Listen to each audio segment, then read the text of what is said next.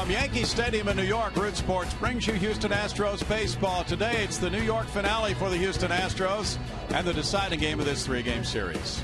Good afternoon and welcome to Day Baseball from Yankee Stadium. Bill Brown along with Jeff Blum. Julia Morales joins us soon. We've had two completely different games in this series. A 1-0 Yankee win in the bottom of the ninth, a 15-1 Astros win last night, Blummer. Yeah, it took a while for Crush City to wake up. That 1-0 loss, tough, but the offense came out early and just put it on the Yankees pitching staff. Our TXU Power Players of the game will show you a total of 8 extra base hits for the Astros last night. No, really good at bats put together by these Houston Astros. Had a rough night the night before. What you got to love is the resiliency and the ability to bounce back. We know the offense is there. When they can put the barrel on it, they're going to drive it out of the ballpark.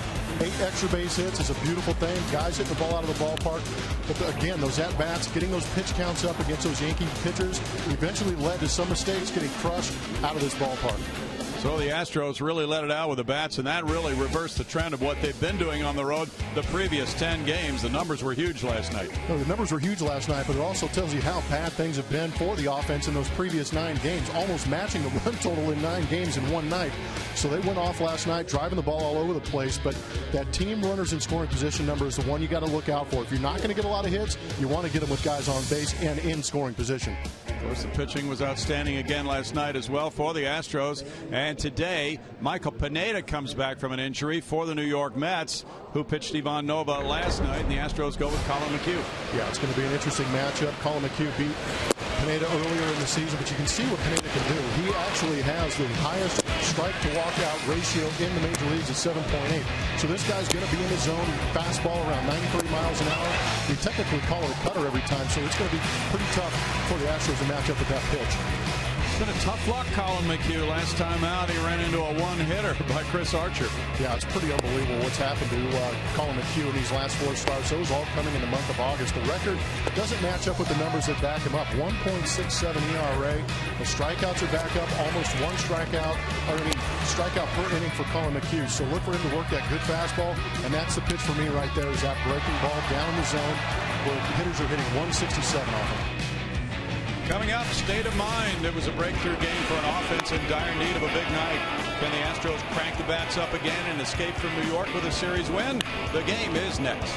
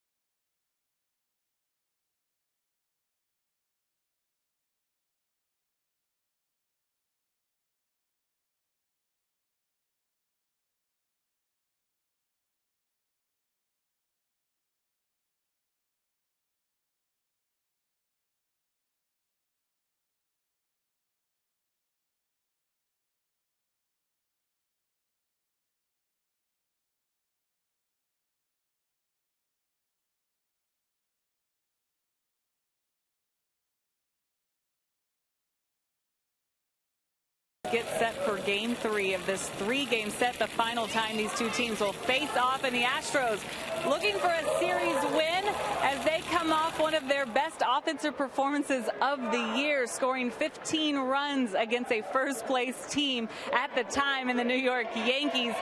Last night, they started off quick, though. A great first inning for this club. It started off with a couple of outs, actually. So after 2 outs, this club continued to rally. Carlos Correa getting on, and then Colby Rasmus with a triple, and it continued from there. Carlos Gomez hit a ball really hard. He's been struggling at the plate, but looked good in that first at bat. He gets an RBI double, as well as Luis Valbuena, who sent one the other way with a 2-run double, and then Marwin Gonzalez later adds to the party. That is 5 runs for this club right off the bat, all while Dallas Keuchel sits and waits for his opportunity, their ace, to come out of the mound. But A.J. Hinch, with our Geico quote of the day, talking about the early offense for this club, saying the first inning obviously set the tone. We hadn't played a game like that in a long time. Really on either side, we are explosive, but we were able to get a lead and relax a little bit. That's something this club hasn't been able to do at all with all these close games. They've had a lot of walk-off wins, which is exciting. But a night like this is good for everyone, including your starting pitcher like Dallas Keuchel and the guys in the bullpen. But a good change of pace for this club, Blummer, as they get set to go for a series win today. This has got to put them in a good state of mind. Thanks, Julian. I would say it definitely puts them in a good state of mind. These guys know what needs to be done, and that's it's something that I believe in this ball club, because they have a tough game like that 1-0 loss to open up the series. They show up the next day and drop 5 runs on the Yankees to start that game. And you combine those 5 early runs with Dallas Keuchel being on the mound, and that's what leads to a successful afternoon, night game, whatever you want to call it. But you want to see these things snowball a little bit. I think they proved to themselves last night that they can hit good pitching on the road. So why not do it again today? So hopefully it leads to bigger and better things on this road trip. And an opportunity to win a 3-game series on the road for the first time since the end of April, when they swept the San Diego Padres. They did sweep a 2-game series at Colorado in mid-June. Our Astros starting lineup is brought to you by Southwest Airlines. There's the leadoff man, Jose Altuve, at second base. He'll be followed by Marwin Gonzalez at shortstop. Carlos Correa getting a day off today, and a scheduled off day is coming tomorrow for the Astros. Jed Lowry is at third base with Colby Rasmus in right field. Evan Gattis is the DH. Carlos Gomez starts in center field with Luis Valbuena at first base. Jake Marisnick in left field, and Jason Castro is the catcher. Michael Pineda for the New York Yankees, fresh off the DL today with that strained flexor forearm muscle. I think his repertoire explains why that is happening to him, or why it did happen to him. He throws a lot of fastballs, but he also cuts it pretty good, around 92, 93 miles an hour. He's a high strikeout guy. Look for right-handed hitters for the Houston Astros to try and lay off that pitch up out over the plate and let it drift off the plate. Left-handed hitters, if they see it in, take it, and hopefully he leaves some mistakes out over the plate, because we saw what they did with it last night. Jose Altuve smooths out the dirt in the batter's box before starting this game. He's third in hits in the American League, hitting .309 with 10 homers, 51 runs batted in, 150 hits for Altuve. First pitch is in for a strike. Sam Holbrook is the home plate umpire. So Pineda, coming off the injury, is making his first Yankees start since July 24th at Minnesota, and he was tagged for 8 hits and 5 earned runs in 5 2/3 innings in that game. Altuve moves back. It's 1-1 to Jose. He is 1 for 6 in this series. He's reached base now in all 23 games this month. That's a career-long figure for him, with a .394 on base average this month. 1-2 to Altuve, as the third longest active on base streak in the majors, behind Nelson Cruz and Edwin Encarnacion. The Astros and Yankees are 3-3 against each other in the season series. 2-2. Not only is this the finale of the season series between these two, but it's the last game for the Astros against the club from the American League East. They're 17-16 against the Eastern Division teams. Day off is coming for both these clubs tomorrow. The Yankees will pick up on Friday in Atlanta. That's a liner into center field. Brett Gardner coming over. He traps the ball. He slides. And interesting, because last night the big play in the first inning was an attempted sliding catch by Jacoby Ellsbury. Wound up being a Colby Rasmus RBI triple. That opened the floodgates for a 5-run inning. Take a look at that pitch in our strike zone, brought to you by MD Anderson. That's a fastball that flattened out a little bit. It didn't break off the plate. Altuve stays on it, rips it up the middle. But I think the important thing, like you said, is Jacoby Ellsbury's not in center field. I think that play that led to that Colby Rasmus triple may have put him on the shelf today. That's what we hear. He banged up his hip as he had a hard fall on that attempted catch. Marwin Gonzalez bats next. He had a big night last night. Who didn't? He bunts that one foul, strike one. The Astros with 15 runs on 15 hits. 3 homers, extra base hits, totaling 8 in the game, and Marwin was right there. 266, 9 homers, 30 runs batted in. He hit number 9 last night. If he hits one more, he gives the Astros a club record 10 players with 10 homers or more in a season. Just a matter of time. He's hit 21 career homers, all solo shots. About time to mix in a man on base, isn't it? You ain't lying. That's a pretty amazing number. It really is. No balls, 2 strikes. How valuable has he been, including that game-tying RBI single in the 9th inning Sunday against the Dodgers, and then the Astros went on to win that game 3-2 in 10. He got that clutch hit with 2 outs in the frame.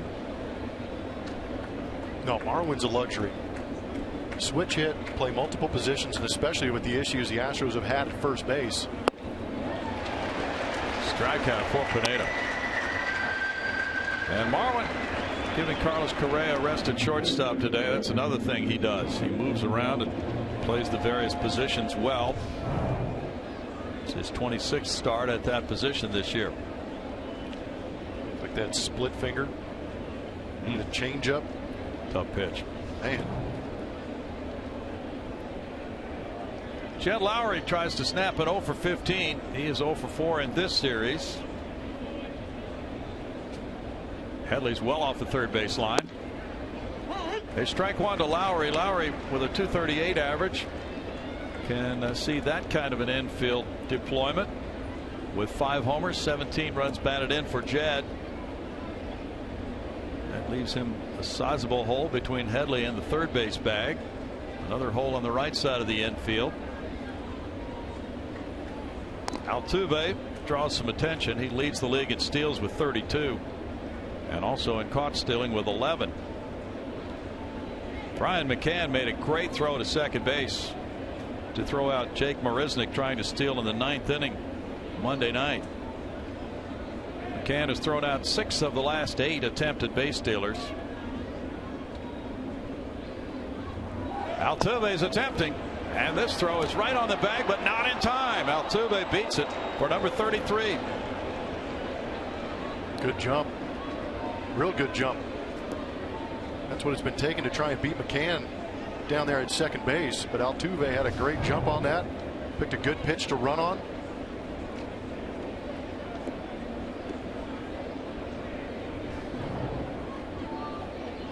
So the Astros get a man in scoring position. They lead the league in steals with 96. Altuve has moved over, and it's 1-1 on Lowry now. And I like that he did it early enough in the count with a guy like Jed Lowry at the plate who puts together some really good at bats. But now you're in scoring position. Jed Lowry can go to work. He moves back for ball 2 in tight. Pineda is 26 years old, listed at 6'7". He went the distance in Houston June 28th, losing to Colin McHugh 3-1 with that 8-inning complete game effort, giving up 2 doubles to Carlos Correa and an RBI triple to Evan Gattis in that game. He's from the Dominican Republic. Seattle signed him as a free agent in 05, traded him to the Yankees before the 2012 season. That was a deal involving Jesus Montero and Hector Noesi. Lowry takes, and it's 3-1 to Jed. That is a rarity from a guy like Michael Pineda. He is a strike thrower. Yeah, you pointed that out, and the numbers are compelling. It is. He's gone to a 3-ball count before this game. 65 of 490 batters faced. It's incredible. Last year he had 7 walks and 59 strikeouts in 76 innings. Lowry smacks one on the ground. Stephen Drew on over to first base. 2 outs. Altuve at third. Defense here at Yankee Stadium on this beautiful day. Game behind Pineda, Chris Young, Brett Gardner, Carlos Beltran in the outfield. On the infield, Chase Headley and Didi Gregorius on the left. Stephen Drew, Greg Bird on the right side, and Brian McCann back behind home plate. Colby Rasmus tries for a 2-out RBI. Colby, a .229 hitter, has 17 homers. He's driven in 46. He's 3 for 13 against Yankee pitching with 3 runs batted in this season. Last night he had a triple and a double, also a walk, and drove in a couple. And ball 1 comes in outside to Rasmus, who is 1 for 6 in his career against Pineda. Pineda missed 2012 with surgery for a torn labrum in his right shoulder, and he had problems continuing into 2013, more shoulder stiffness. This year it's been the forearm, as Jeff mentioned. In for a strike, and it's 1-1.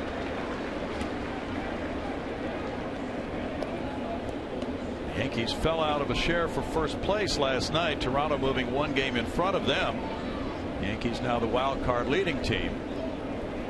1.1 walk per 9, 8.9 strikeouts. For a high punch-out guy, you normally see those guys nibbling on the edges, but Pineda's going right after the strike zone.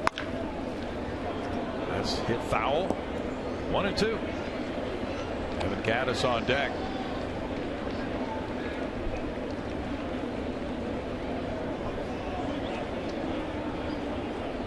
Last night the Astros had 2 outs and nobody on when the 5-run first inning rally started.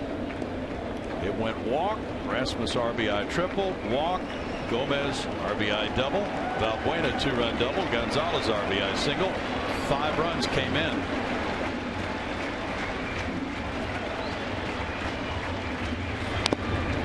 Foul ball. Last night the Astros made Nova throw 40 pitches in the first inning as 10 Astros went to the plate.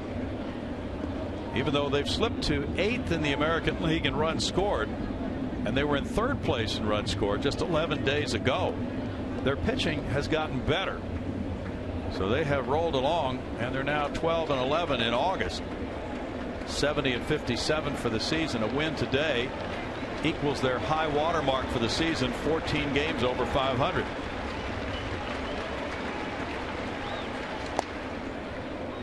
Two and two. Winning a series here, especially with the Yankees having shared first place prior to last night, would be meaningful for this club, which is 25-36 on the road this year.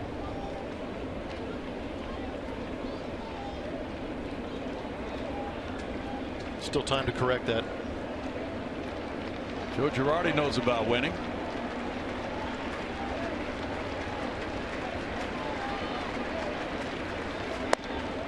Now 3-2. Another 3-ball count. This goes to what the Astros have been doing. We saw it last night, working these counts, making these starting pitchers throw a lot of pitches.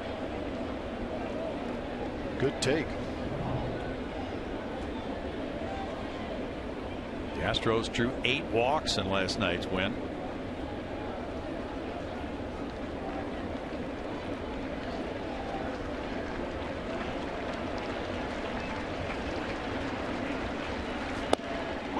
That's strike 3. Borderline pitch that goes Pineda's way. It's no runs a hit. A runner stranded at third. Colin McHugh heads for the mound in a moment.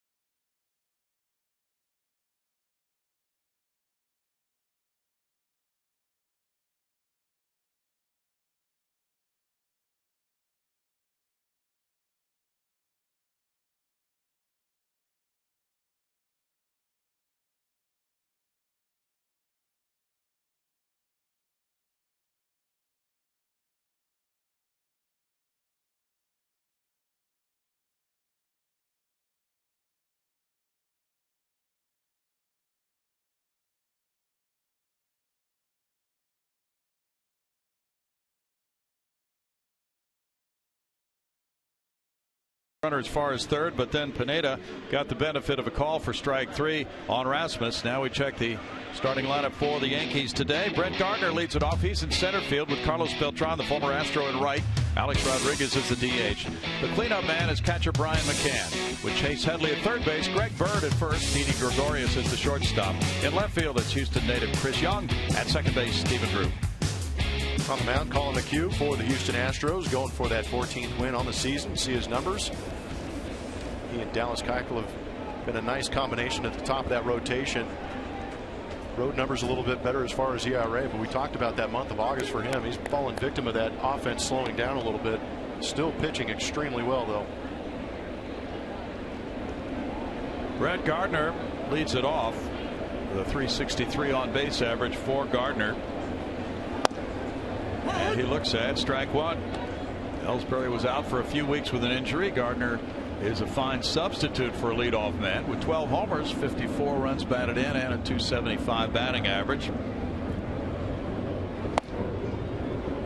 It's 0-2 for Colin McHugh, who is 1-0 in his career with just that one start against Pineda and the Yankees in Houston. The Astros and Yankees split that 4-game series.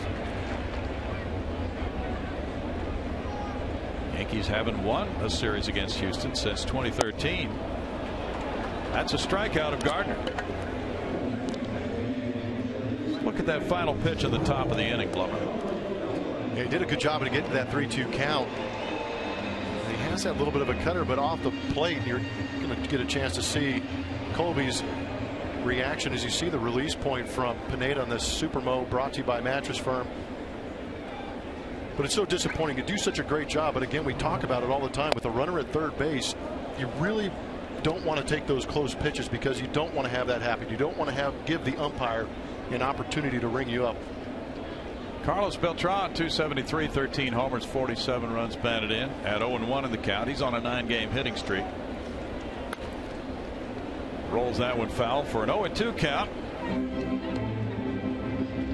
Well, with all the media attention given to a series like this in late August in the Bronx, with two teams fighting for playoff berths, there was quite a bit written and on the air about last night's game.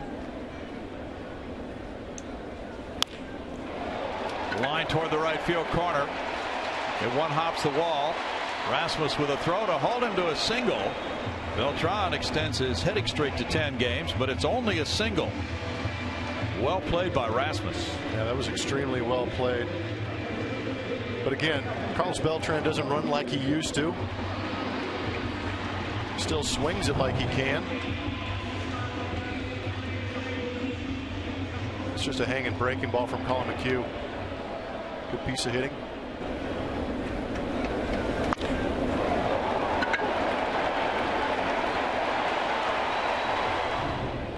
Alex Rodriguez is the batter. Strike 1 to him.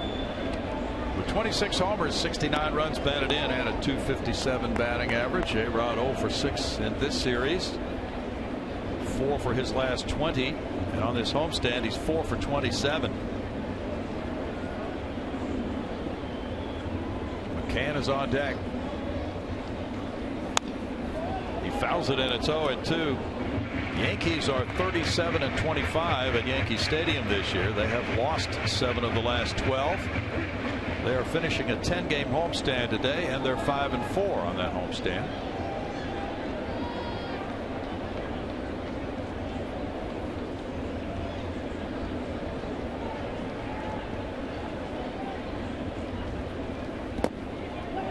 This one gets away from the catcher, Castro, and Beltran advances to second base.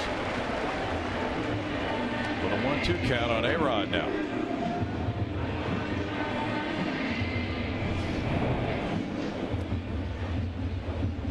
We've seen it a couple times where Castro will not go down to his knees, and in his defense, it's a fastball, so it's a lot tougher to get down there quicker, but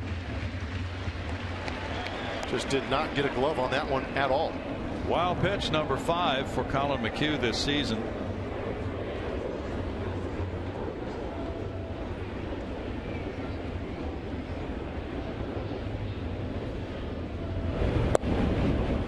It's 2-2 to Alex Rodriguez.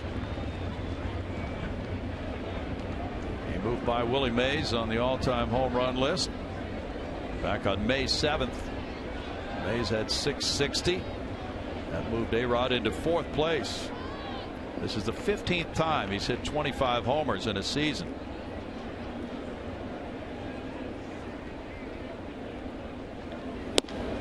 And a swing and a miss gives McHugh strikeout number 2 of the inning. Good elevated fastball from Colin McHugh. On the defensive side, Jake Marisnick, Carlos Gomez, and Kobe Rasmus ranging that outfield. Should be fun to watch. Jed Lowry, Marlon Gonzalez on the left, Jose Altuve, Luis Valbuena on the right, and Jason Castro back behind home plate for this day game with Colin McHugh. Brian McCann has a .462 batting average in the first inning this season. He was 3 for 3 Monday night against the Astros with a walk.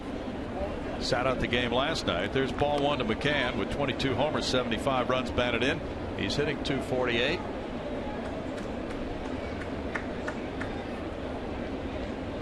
He's hit 7 first inning home runs this season.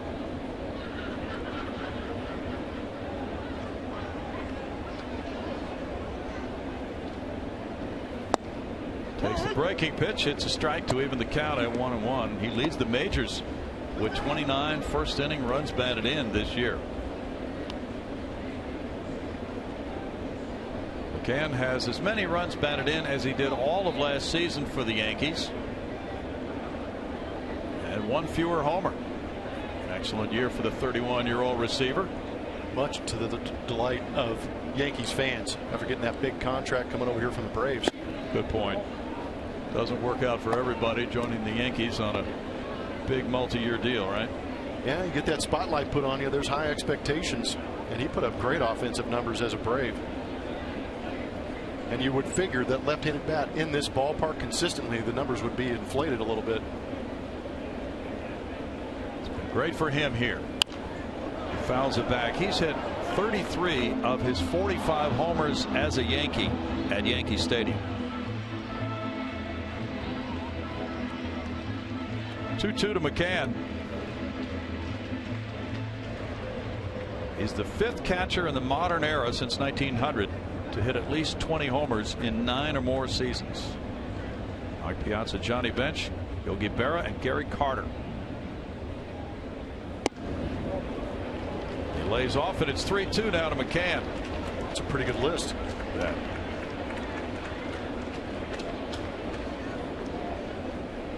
Colin McHugh is 20-7 in his last 35 starts. That one just a little high. Good approach, had a little cut on it too at 88 miles an hour, but both his punch outs have been up in the zone with that fastball today. He grounds that one foul past Tony Pena, the first base coach.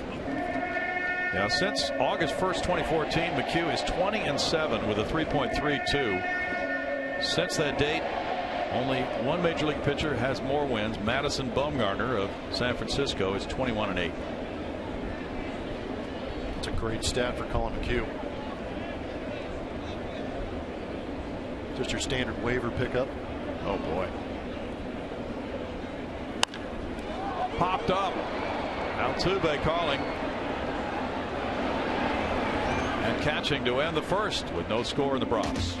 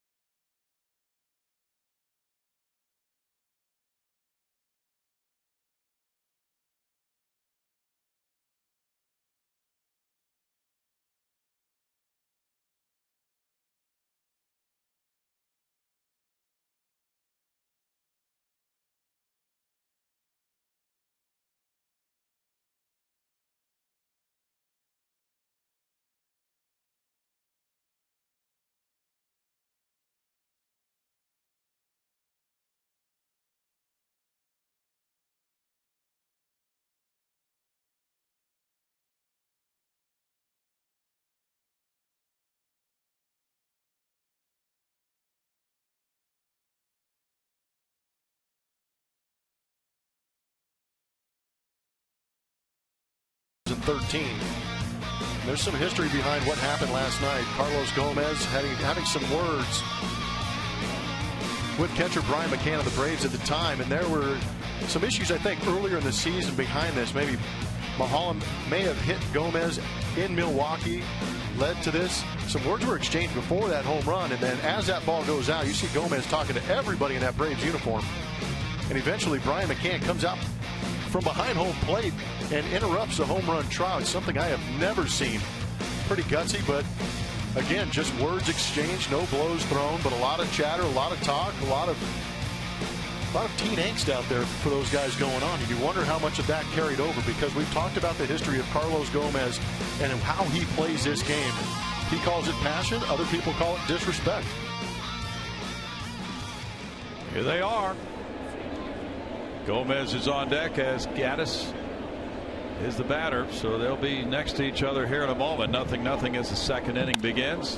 Gaddis shoots one to right field, deep to right field. Opposite field homer, Evan Gaddis. 1-0 Astros. Number 21 for Gaddis. He hit one last night to left field, a 2-run shot, and had a 4 RBI game. And now RBI number 68 comes his way. Turn the Big Apple into applesauce. These guys can crush, and this is what we're talking about. Getting that mistake, don't miss it.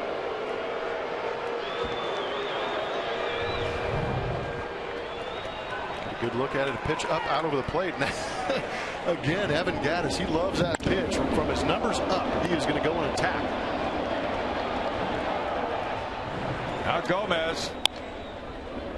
He fouls it for strike one.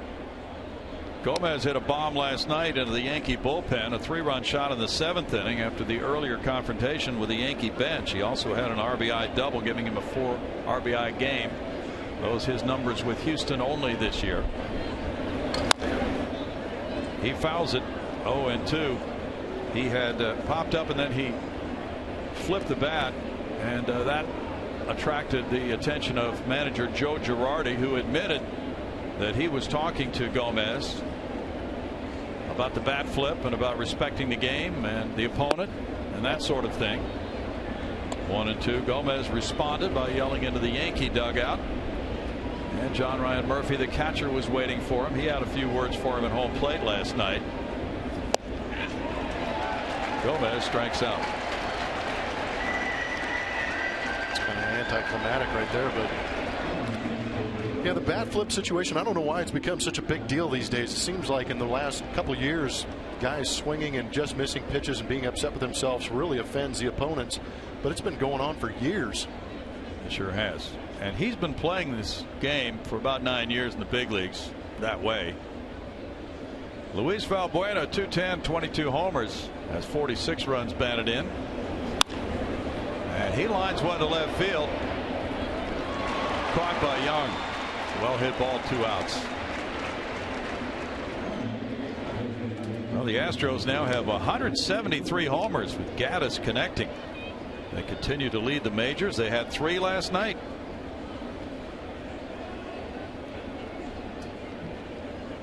Jake Marisnick is the batter. Marisnick has 6 of those homers. He's driven in 23 with a .230 batting average for Jake. Came off the bench, got a hit, and drew a walk last night, entering as a pinch runner.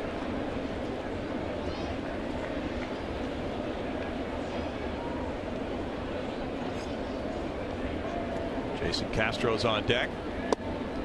The pitch is inside, and it's 1-1. The homer was the 14th allowed by Pineda. He's in his 120th inning.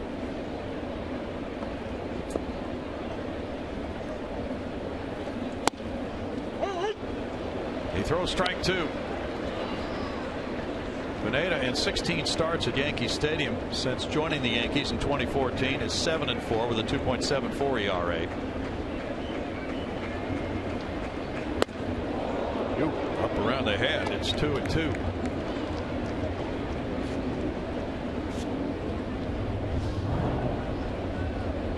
See, McCann wants that pitch up, and anytime you see that ball trailing in, especially at that velocity, it's not comfortable for anybody in the ballpark.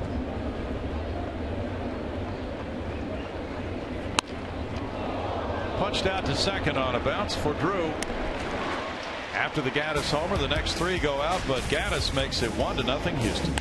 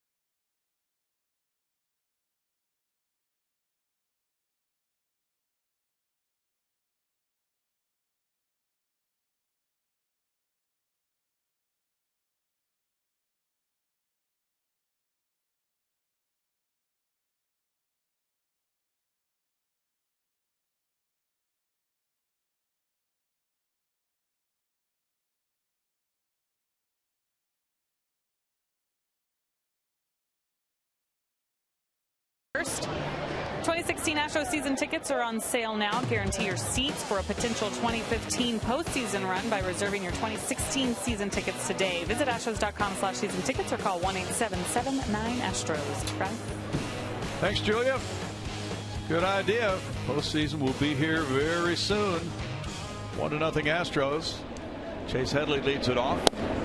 And the last of the second inning takes strike one. Headley had 271 with 9 homers, has 50 runs batted in. He is 0 for 6 in this series.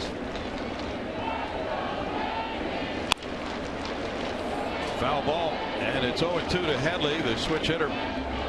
Colin McHugh, very effective against this Yankee club back in June. Trying to do what his buddy did last night, Dallas Keuchel. Boy, he pitched a second gem of the season against the Yankees. Of course, Dallas has an ERA of 0 for the season against New York. Colin can't match that, but he can go 2-0 against them.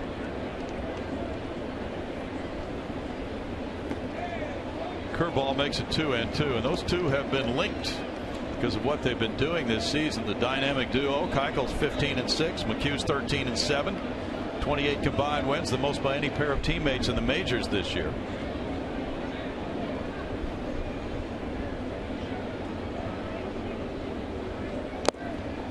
He got him on strikes, a foul tip held by Castro, strikeout number 3. Jack in the Box is going to take us inside the box score. Look at the pitch usage of Colin McHugh. It's a season of adjustments. Previous starts in 2015, you see a good mix right there, but how about the pie chart on the right? Basically going 33% all the way across the board with 30 of his best pitches. Fastball / cutter. He's got that good slider, good breaking ball, we know, to put guys away.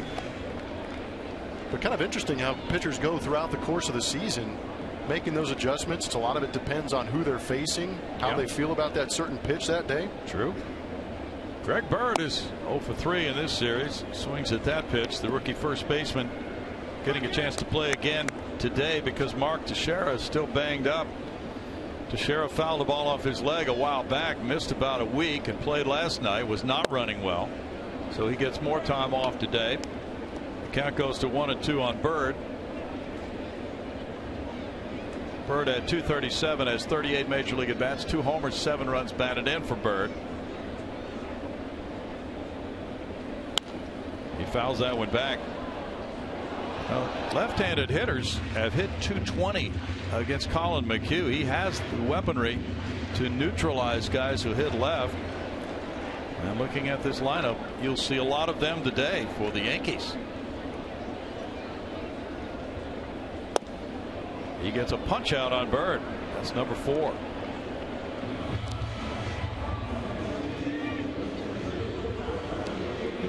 Seven left-handed hitters of the 9 for New York, including shortstop Didi Gregorius.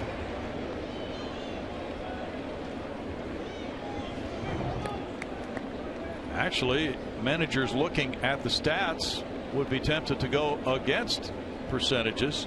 Right-handed batters are hitting .306 against McHugh. Gregorius, the shortstop, at .251, takes ball 1. See how Colin grips that? It's that 4-seam fastball. Creates a good amount of backspin. Kind of get that rising action to it.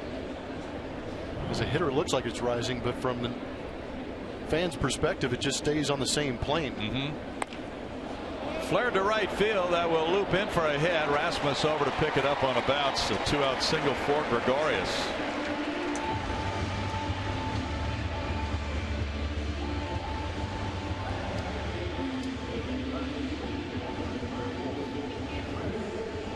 That's hit number 2 for the Yankees, and it brings up Chris Young. Not a bad pitch. He got it on that inner third with a little bit of cut. Probably didn't break as much as Colin wanted it to. And again, sometimes pitches elevated have a tendency to drop in there for hits. Young, the Bel Air High School product from Houston's at .247 with 13 homers. Chris takes ball 1. He said last night before the game he will be rooting for the Astros after they leave New York. He was 0 for 3 last night. Was hit by a pitch. Usually plays against lefties.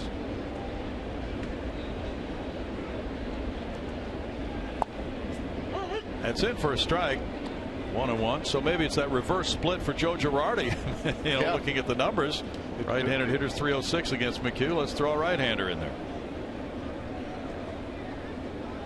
Well, you talked about Jacoby ailing a little bit after that play yesterday. But as far as their roster is concerned, Chris Young is that 4th outfielder. That's true. There's a shot through the left side into left center field. Gregorius going first to third. The throw comes into second base on the single by Young, and that works well for the Yankees. Well, it doesn't hurt that Chris Young absolutely destroys Astros pitching too. He just snapped an 0 for 21 drought, but you're right. His numbers against the Astros very compelling. That ball had a little more run. Sink coming back to the right-handed hitter Chris Young. Did a good job of it, hitting that ball hard right through the shift.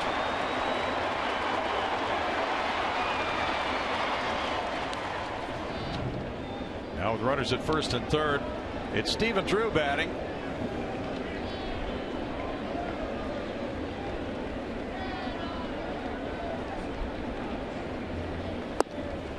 Drew takes, and there's ball 1. Drew at 198 has 15 homers, 35 runs batted in. Chris Young was hitting .327 in his career against the Astros before that hit. 14 homers, 52 runs batted in 57 games. That's a liner caught by Altuve, and the Yankees squander an opportunity. No runs, 2 hits, 2 men left. 1-0 Houston.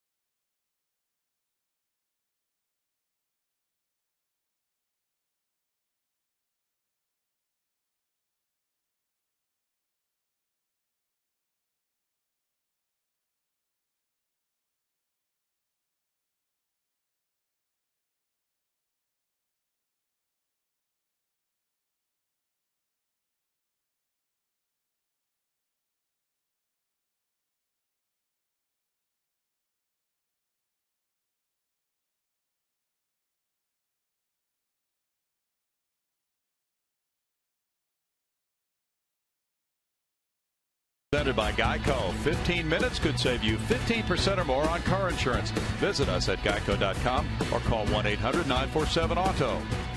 By Whataburger. If you love sweet and spicy, you'll love Whataburger's brand new sweet and spicy bacon burger, here for a limited time.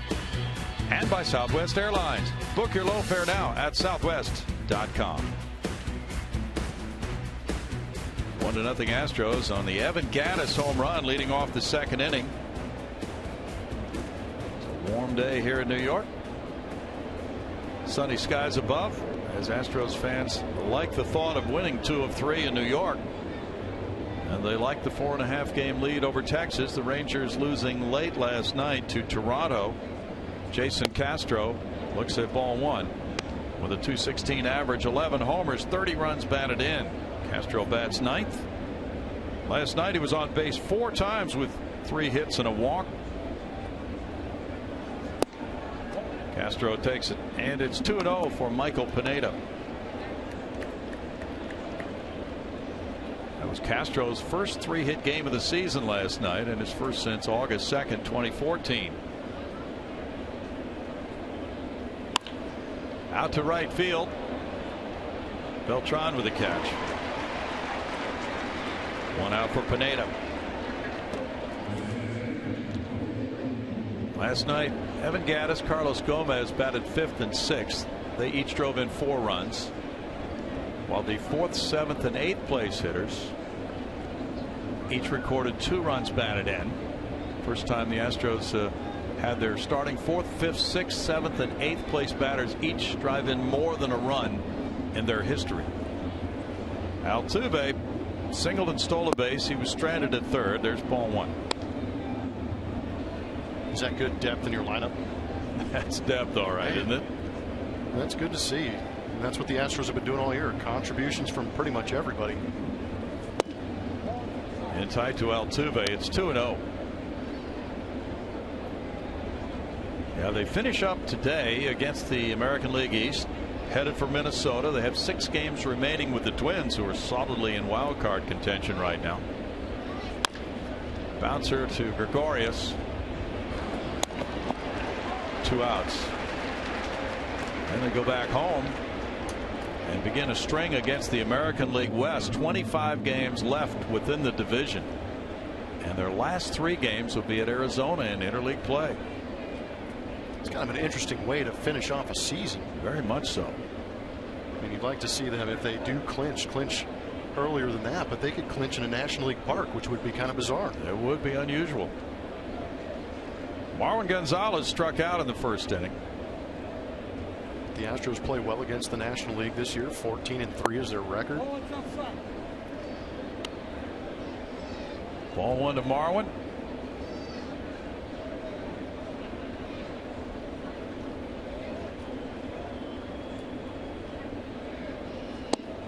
A.J. Hinch is getting a lot of questions about September call-ups. He said we'll probably have waves of call-ups. Maybe a couple of players will arrive on September 1st, then more later.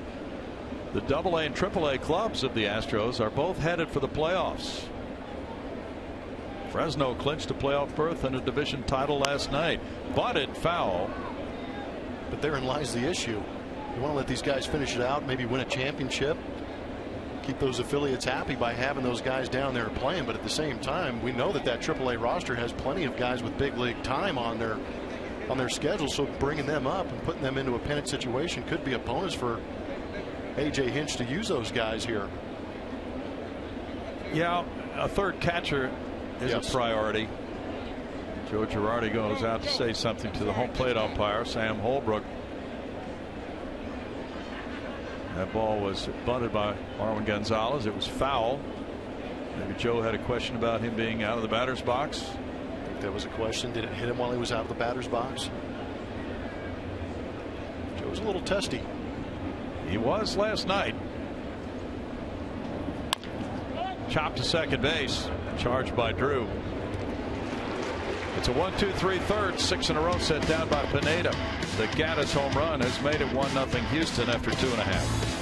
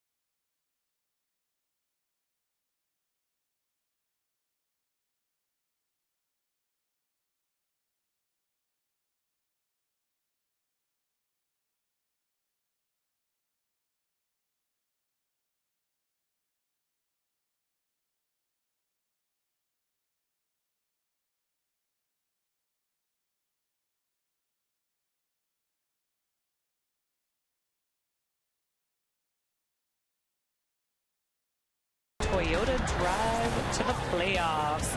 We are scoreboard watching these days. It's been a fun month of August. You see the Astros with a 4.5 game lead over the Texas Rangers. The Rangers were looking to gain some ground last night, had a lead over the Toronto Blue Jays, but those Blue Jays have been red hot, and they come back in the ninth to beat the Rangers. So 4.5 games for the Astros.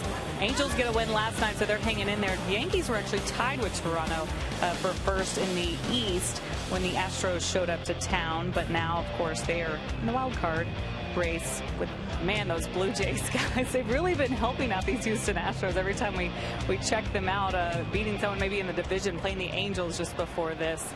It's been fun to watch. I know the guys are paying a little bit of attention. They say they don't, but word does get around what's happening around the league. They know. Oh, yeah, they do. 1-0. Colin McHugh with the lead, and the leadoff man, Brett Gardner, comes up in the third inning. Strike one to Gardner. He struck out in the first.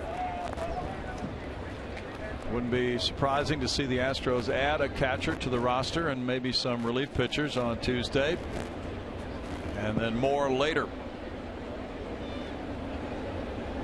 Yeah, the big league club has to get priority, but the Astros would love to see their AA, AAA, and any Class A clubs that make the playoffs do very well, win championships also.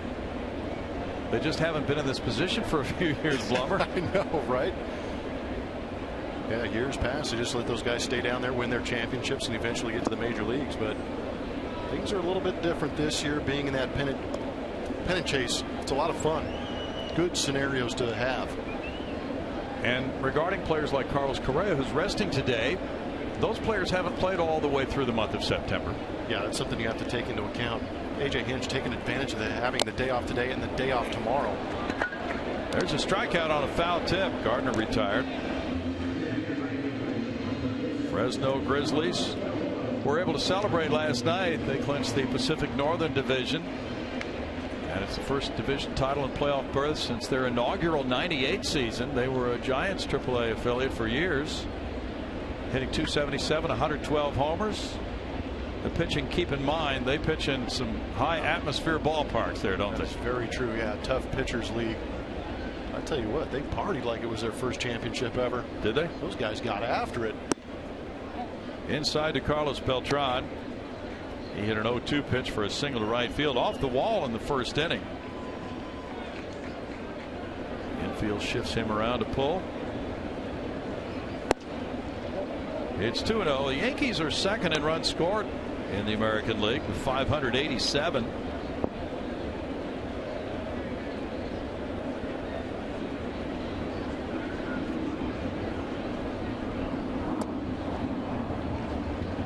It's 3-0. They didn't score any off Dallas Keuchel this year in 16 innings.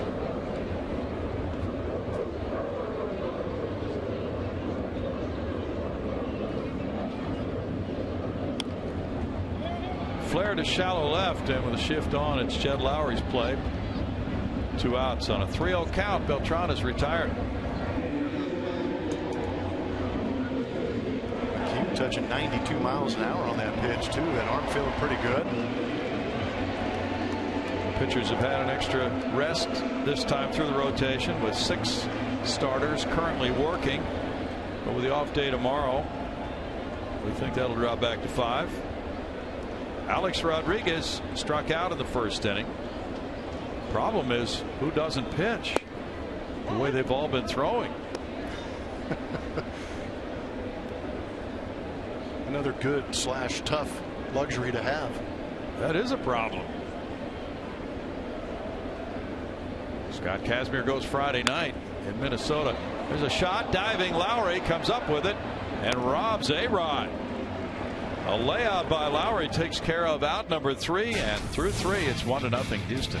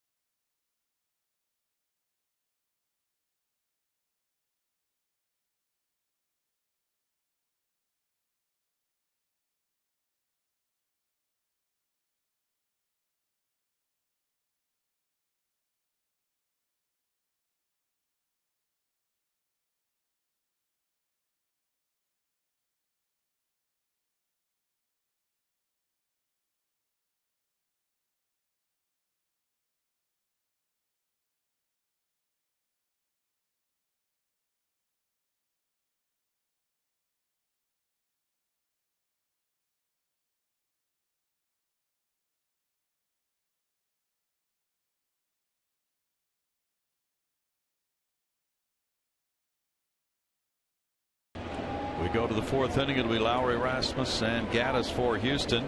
Michael Pineda gave up a leadoff homer on the first pitch to Gaddis in the second inning. He's retired 6 in a row since then.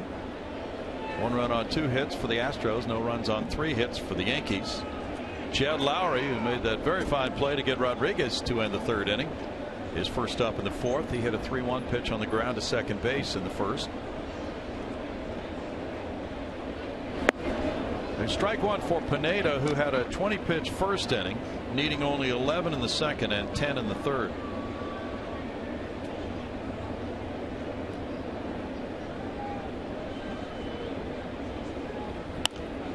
That's flared foul. No balls, 2 strikes for the big right-hander. Last time the Astros won more than 70 in a single season was in 2010. They were 76 and 86. They've won 70 as of now.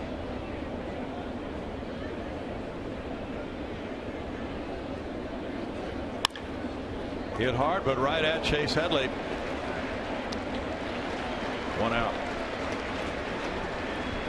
Time now for Mako. Big hit of the game, and it's a couple big hits from Colby Rasmus. He's actually been coming through in the clutch quite a bit with some of these power numbers. He had bomb in San Francisco, right into McCovey Cove, but that last homestand was pretty good for him too. 2 home runs in 1 game against the Detroit Tigers. Helping the Astros in that sense.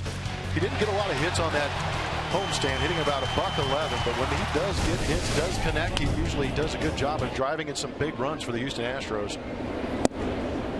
That's strike 1 to Rasmus, who was caught looking in the first on a questionable call. Evan Gaddis is on deck.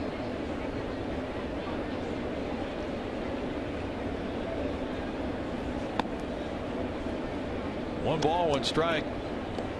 35 games remaining to be played for the Astros. They're 12 and 11 in August. They have 7 left with the Rangers. The Yankees have 7 left with the Blue Jays. Into left field for a hit. Young over to play it to his right. And Rasmus takes it to left for an opposite field single. Hit number 3 for the Astros. Last night we saw Colby smash one the other way for a double off the left field wall. Now you get to see it stay on a changeup from Pineda. That was a good piece of hitting right there. As you're gearing up for about 92, 93 with a little bit of cut, trying not to get jammed, and then you recognize early that changeup and stay on it like Colby did. It was beautiful. Evan Gaddis drilled home run number 21 back in the second inning. He hit it to right field. That's fouled away, strike 1. The Astros now have their 6th highest single season total in club history for homers. 1 more gives them a tie for 5th. Club record 249 set back in 2000. That is out of reach. They're at 173 now.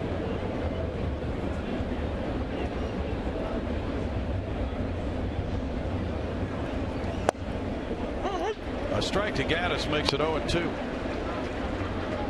It's still hard to believe with Gaddis' speed, with 9 triples on the season, yet to have a stolen base.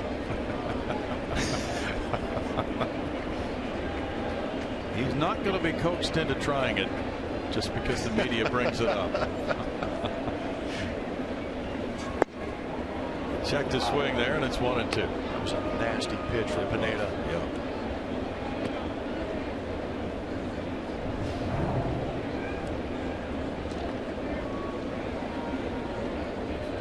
That was the pitch before, called for a strike in off the plate.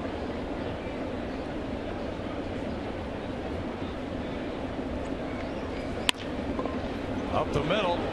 Drew steps on second, throws to first for a 4-3 double play. No runs, a hit, nobody left. 1-0 Houston.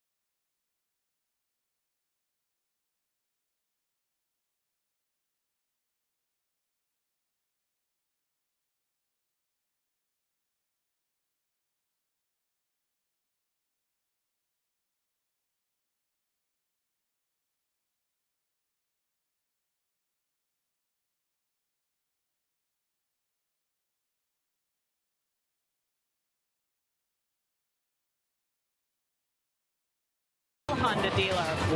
Here are your clues today. This Astro was a first-team All-American, and he played in the ACC. He also coached with Houston teammate on 2 different teams. Make sure to tweet us your best guess, and we will give you the answer later in the game. That's Name That Astro, guys.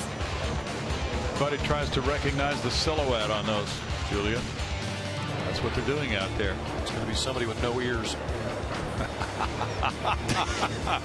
All right. Try to call someone to mind then. 1-0 Astros. Brian McCann steps up. Bottom of the 4th inning. Either that or a Tony La Russa hair helmet that covers up the ears. Strike 1 to McCann. McCann popped up on a 3-2 pitch against McHugh in the 1st inning.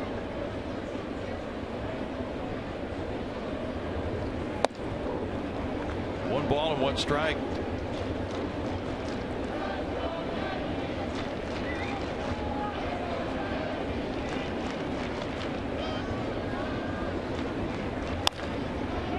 Roll to first base. Valbuena. 1 out. A.J. Hinch plans to call the AAA Fresno manager, Tony DeFrancesco, when he gets a chance, to congratulate him on the celebration of clinching the division in the PCL, a spot in the playoffs.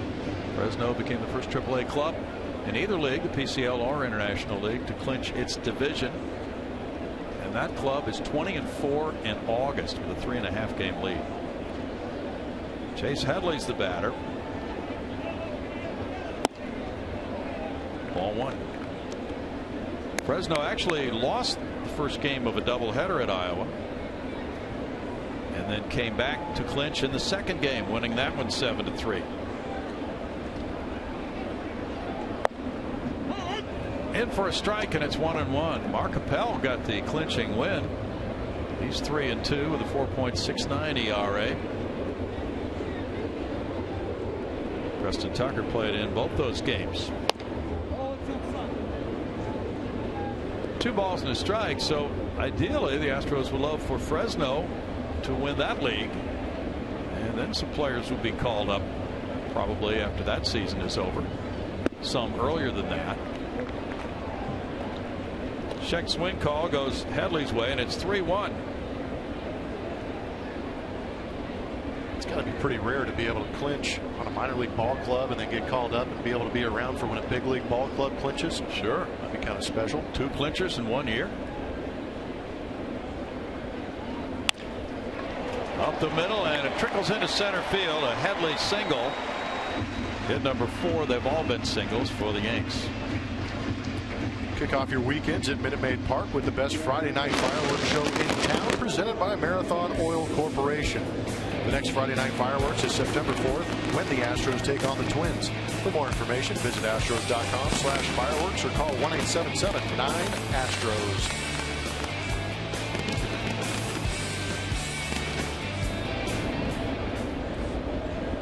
Greg Bird struck out earlier. Curveball is good for strike 1 on Bird. The curve has been an improved pitch for Colin McHugh. Been using it more and more effectively in the last few weeks. Batting average against it 167. No balls, 2 strikes. Batting average down. Percentages of curveballs thrown up. He's got a good one. He does a good job of setting it up with that elevated fastball that he learned in talking with Brent Strom. So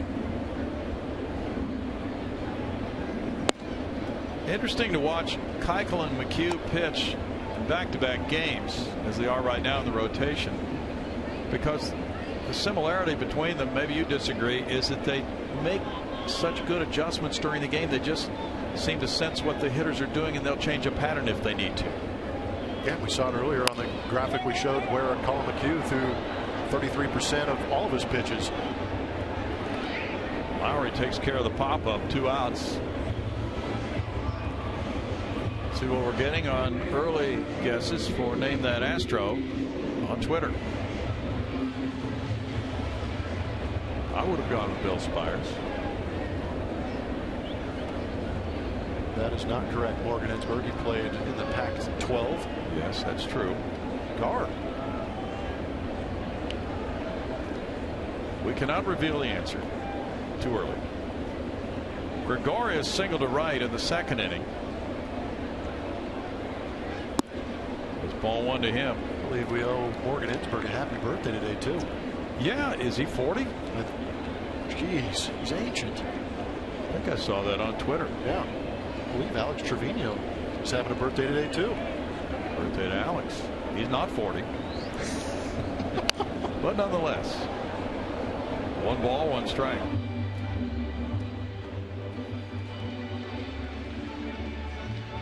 Well, you know, Alex is anticipating that next homestand, getting back to broadcasting the home games on Spanish language radio there in Houston.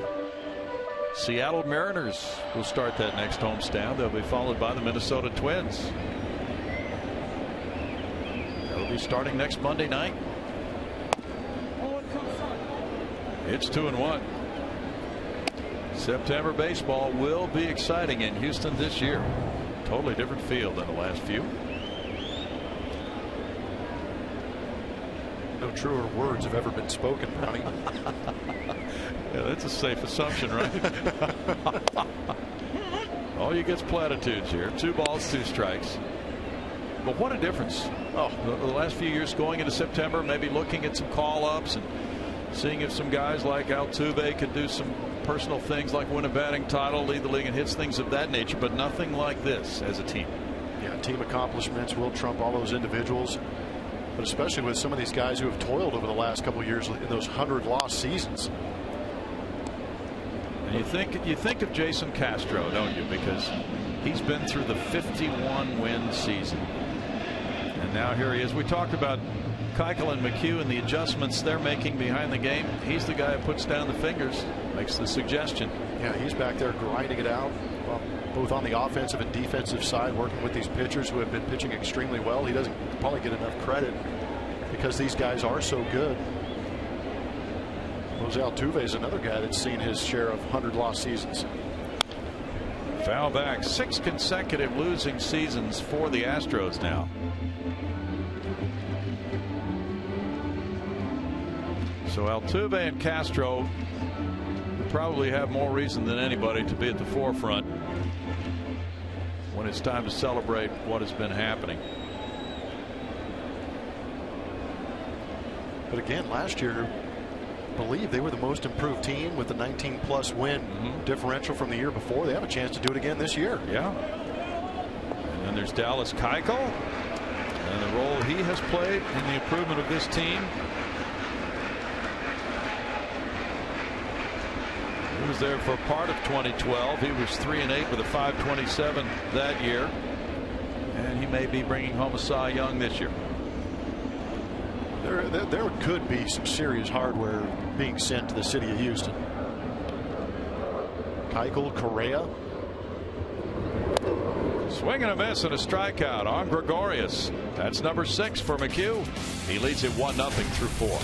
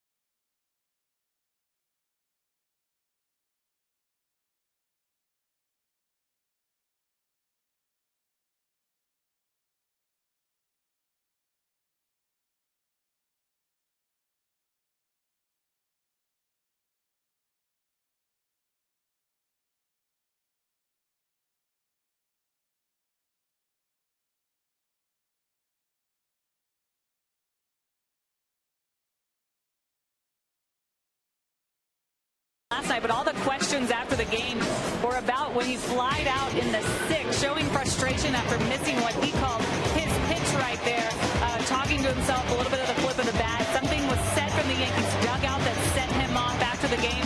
Said he wasn't showing any disrespect for that. From what he heard from the Yankees dugout, he was obviously going to respond in that moment. A lot of heat and passion that he plays with, and his teammates talking about him last night, saying they love having him on their team just because of the way he plays and how much emotion he plays, as he's getting booed by Yankees fans right now. But that's the way he plays, and they can understand why it would be hard to play against a guy like Carlos Gomez, guys. As it comes up now, he leads off the fifth inning. He struck out in the second, 1-0 Houston. On the second inning leadoff homer by Evan Gattis. Strike one for Gomez.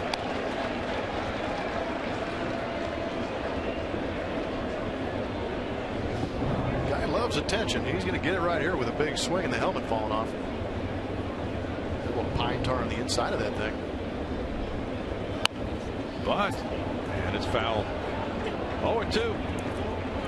Not a bad thought with Pineda being so tough to hit.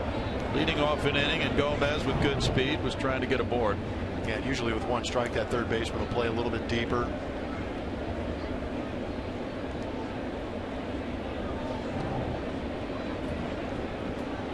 Wondering how long this leisurely stroll was going to be back to home plate. Yeah. Interesting what happened last night, in the sense that the Yankees, of course, were getting pounded. They were very frustrated, and they just took that Gomez bat flip to be an insult to them. But it's getting more and more common in today's game that players do that.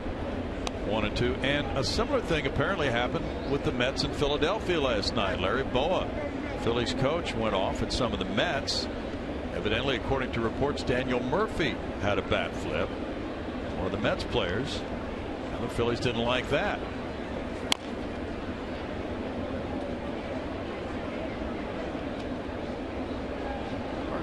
Larry Boa showing emotion.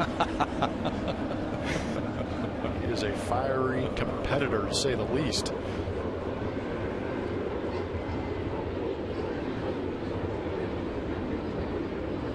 Mets and Yankees still have to play each other in interleague play. And boy, will the city of New York be all over that. Yeah, that is true. And I mean, the Mets are playing well to begin with, but they have had their way with the Philadelphia Phillies. Saw something that said their record was 10-1 this season against the Philadelphia Phillies. So that that's just fuel to the fire. In the hole and diving Didi Gregorius, long throw. Wow, that is spectacular. An infield hit for Gomez, but the play was remarkable by Gregorius. Yeah, I think initially out of the box, Gomez may have thought he snuck that one through, but Gregorius closed ground quickly and made a fantastic play on that. And he's been improving defensively, Didi Gregorius. He's got the tools. But Carlos Gomez runs well, and he made that extremely close. Good layout, got to his feet quickly to allow him to make that good, strong throw.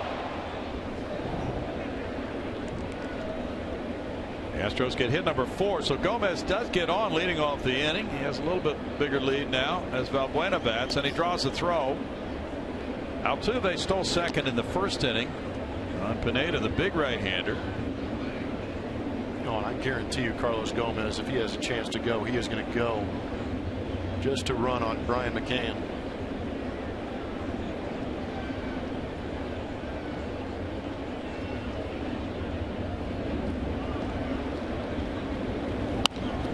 Foul back by Valbuena. He lined out to left in the second inning. Another guy that had a big double to left field last night. Those are good signs when you see guys hitting the ball hard the other way. True. It means they're seeing the ball good and having a lot of confidence in those hands to let the ball travel and get a little bit deeper than normal. Marisnick's on deck. Gomez with 12 steals this season. It's 1-1 to Valbuena. The Astros have been playing low-scoring games lately. In that Tampa Bay series, they beat the Rays back-to-back games, 3-2 in 10, 3-2 in 13. Then they lost 1-0. Beat the Dodgers 3-0 on the Fire's no-hitter. Then they beat them 3-1 and 3-2 in 10.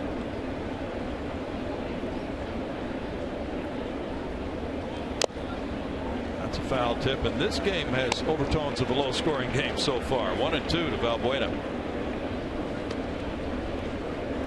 And they've been coming up against good pitching, but the thing they had not been doing earlier this year was winning games when they didn't score 4 runs or more, and they have done that lately.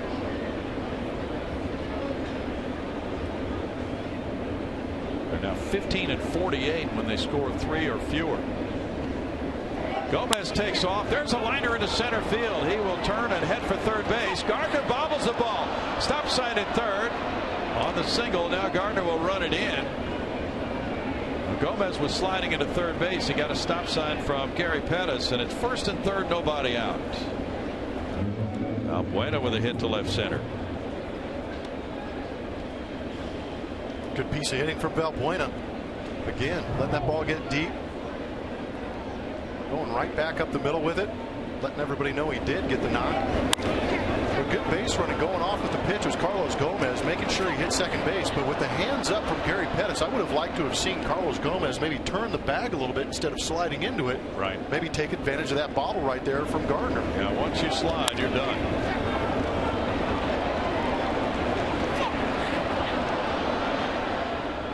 Would have been tough, but it would have been nice to maybe draw a throw.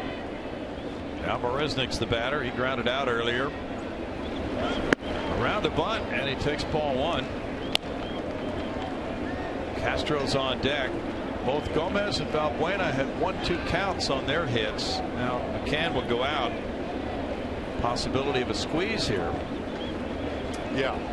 And it's that safety squeeze situation that we've seen consistently in the last couple of years. I believe Joe Madden is the guy that implemented it when he was with the Rays on first and third situations, less than 2 outs. A bunt towards first base usually leads to a run. In a game like this, that could be an awfully big run.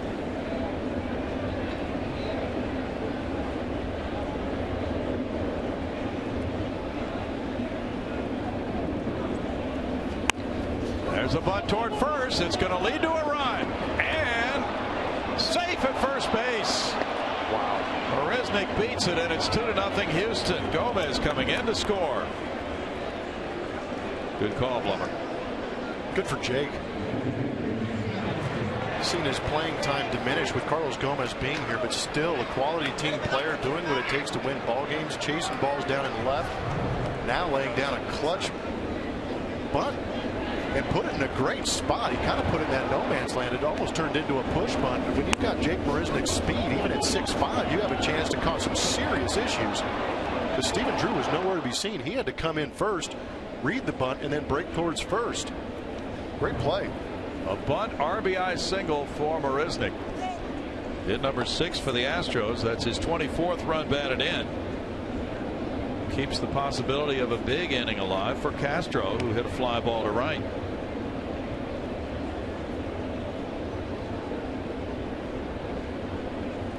The Astros, much of the time this season, have been home run, but not a lot of scrambling for runs, and that's what they're doing here. They're putting an inning together. They did get the homer from Gaddis in the second inning. Now 3 straight singles, including the bunt hit.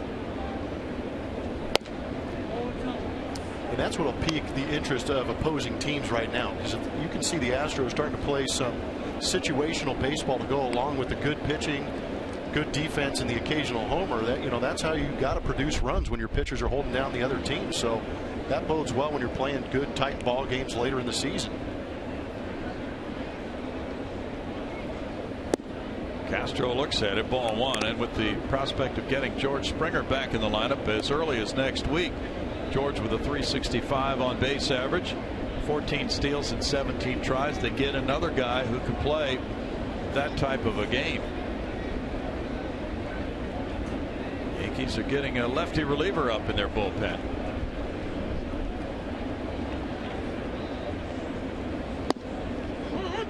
In for a strike, and it's 2-1.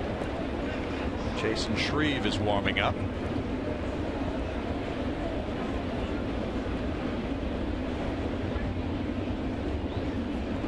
Altuve's on deck.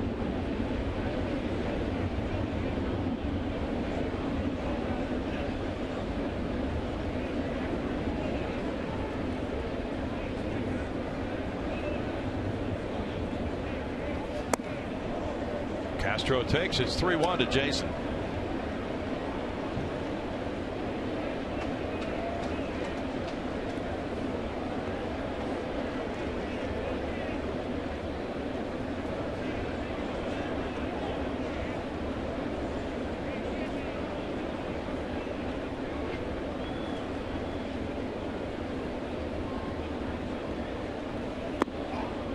He draws a walk to load the bases. 4 straight reaching here to open the 5th inning. Watch every out-of-market game live or on demand in True HD on over 400 devices with MLB.TV Premium. Real-time highlights, live look-ins, pitch tracking, and more. Blackout and other restrictions apply. Visit MLB.TV for details. Now a meeting at the mound after the first walk of the day by Michael Pineda. Larry Rothschild, the pitching coach, talks with him. Bases loaded, nobody out. Altuve, the batter. Shreve warming up. Pineda just off the disabled list today.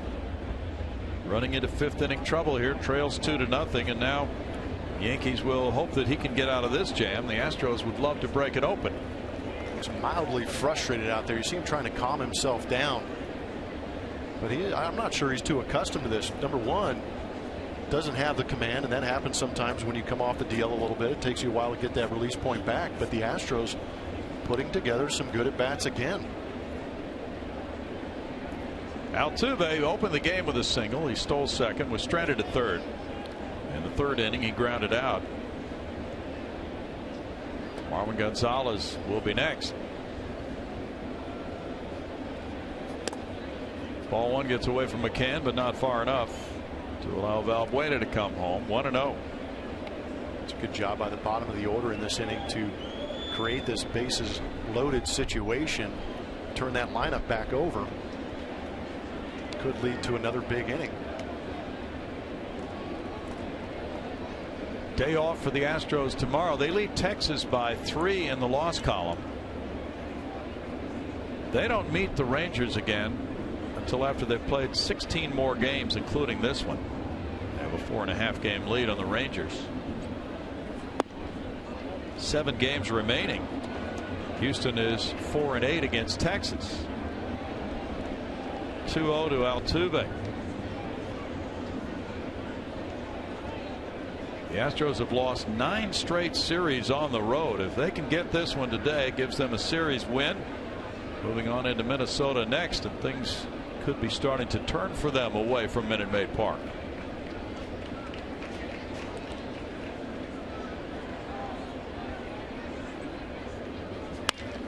Out into center field. Gardner comes in for the catch. Here's the tag. Valbuena coming to the plate. It's cut off and trickles on through. It's 3-0. Altuve with a sac fly drives in his 52nd of the year, and the Astros lead 3-0. Risnick goes to third. Pretty good base running by Risnick. Recognizing that throw going home. The ball was actually trying to be cut off by Bird. Unable to come up with it. Gardner does not have the strongest arm in baseball. Yeah, Bird unable to come up with that play, and it really could cost them dearly because it appeared he had a pretty good shot at Marisnick at third base. Plummer. Yep. But again, if you're going to win ball games and you're having a good season like the Astros, you need some of those breaks to go your way. The Astros lead 3-0. Pitching change in New York. Back in a moment.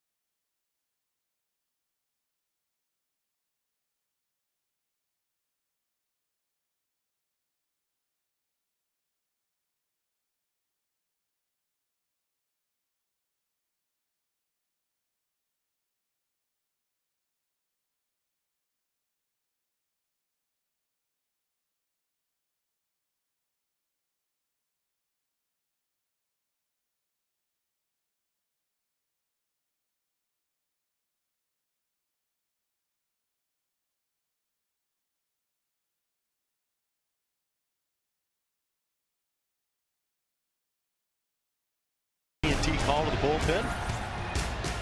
Pineda's day is done. Astros doing a good job of knocking out another starter for the Yankees, and that brings on Chasen Shreve, making his 47th appearance. It's a pretty good win-loss record out of the bullpen, maybe vulturing some of those wins, but the ERA is what keeps the Yankees in those games at 1.99.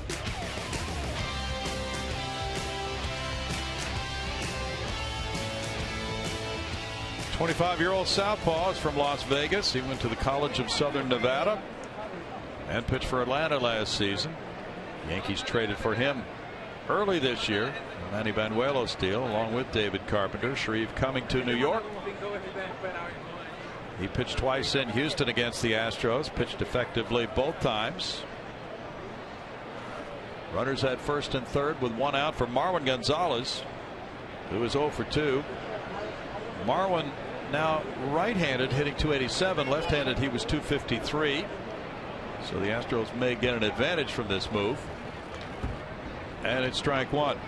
Michael Pineda threw 71 pitches, 44 of them strikes in his 4 1/3 innings.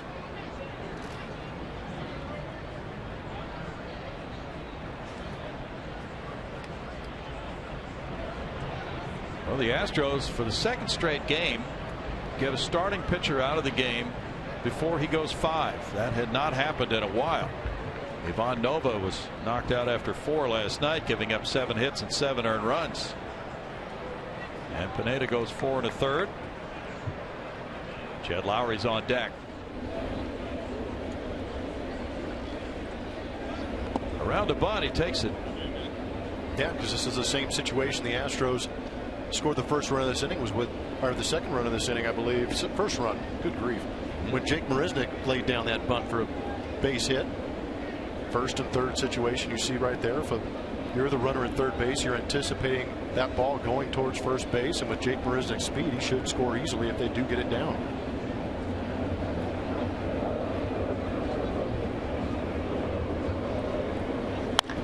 That's a rip foul. As you pointed out, the beauty of the play is that the manager doesn't have to put that runner out there by sending him. He can wait to read the bunt before coming, right? Yeah, that is the beauty, and it's a low risk type situation. Don't lose that runner at third base being in scoring position if the bunt is not a good one. His decision is that to either stay or to go.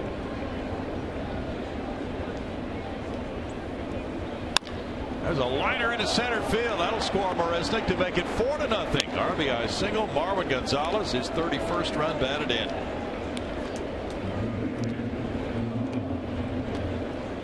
Again, the ability to switch hit for Marwin Gonzalez makes him a huge asset. Swings the bat well from the right side. Does a really good job of staying back on that off-speed pitch and just rifling it back up the middle, not trying to do too much and get that RBI. 4 singles and a walk in the inning, and the Astros have played at 3 runs. Sacrifice fly included. Jed Lowry looks for more. He's 0 for 2, 2 groundouts. Foul for strike one.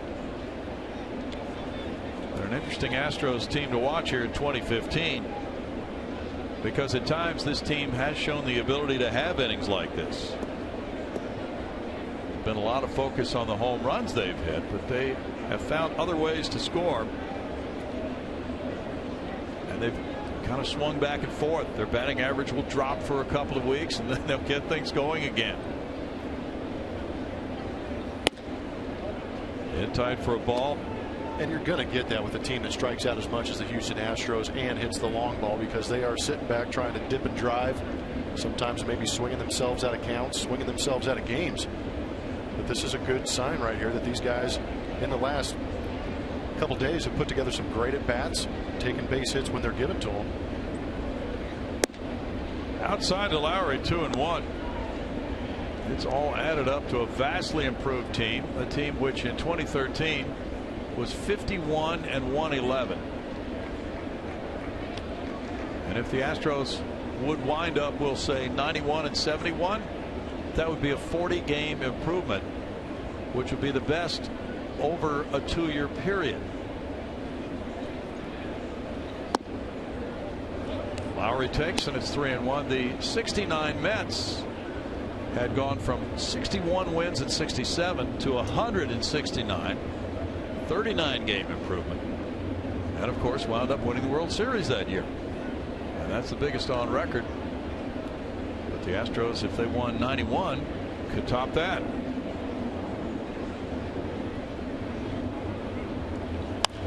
Lowry fouls it 3-2. At this point, guys in the Houston clubhouse, A.J. Hinch, really do not want to hear that talk. Done a very good job of focusing on the game they're playing each day. I think that was pretty well demonstrated after that first game of this series, losing 1-0, getting absolutely nothing going offensively, yet they show up the next day, new day, and light up that scoreboard. Runners go, and it's fouled. On the full count, they take off. Castro from second, Gonzalez from first. And I think that's a credit to Jed Lowry. Has good at bats, good contact guy, doesn't strike out a whole lot. Get those runners in motion, a base hit will score Castro easy. And if you end up shooting a gap, Marwin Gonzalez on the run scores. True. You know, the other thing is Jed's 0 for his last 17. A chance for the manager to really give him an opportunity to get going. And that's ball 4. Bases are loaded. So we'll ponder what could happen indeed. And there are so many things that have happened this year that have surprised people. This may be a surprise as well. In 2013, 51, 111. And we'll say 91 wins. This could be number 71 today. If they do go 91 and 71, it's a 40-game improvement over 2 years, and that's the biggest since World War II. That's saying something right there. On the outside, you may be extremely shocked, but I think for us, you know, we see the improvements. We know the talent is there, but 40 games in 2 years. I think Jeff Luhnow could have anticipated that. You think any of his analytical minds in the front office? Well, I was going to say Geek Squad, but okay. Those guys can crunch those numbers. I'm not sure if they put those numbers together because that's a big improvement. Colby Rasmus with the bullpen busy for New York. Bats against the lefty Shreve. Might be his last batter. Rasmus is 1 for 2.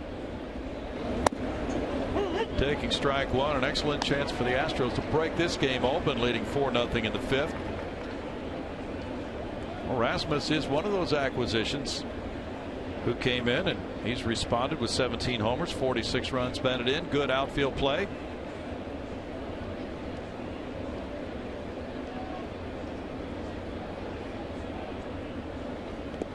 This one gets by the catcher, and Castro will score.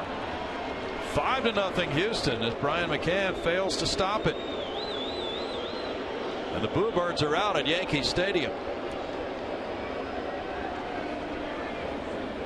Yeah, we saw some issues last night. Brendan Ryan making an error leading to a couple more runs when the Astros were piling on, but this right through the 5-hole leading to another run. A wild pitch for Shreve. Wow. That's his 4th wild pitch of the year. Now the infield comes in. Runners at second and third. Rasmus takes it. It's 2-1 to Colby.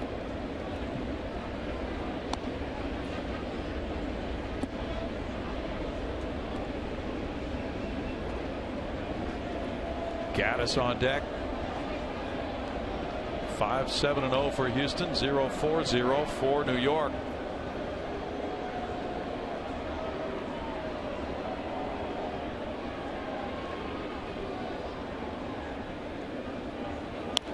Rasmus with a good cut, fouls it. 2-2 to Colby. This is back-to-back games where you've seen the Astros pile on a little bit, which is kind of nice to see.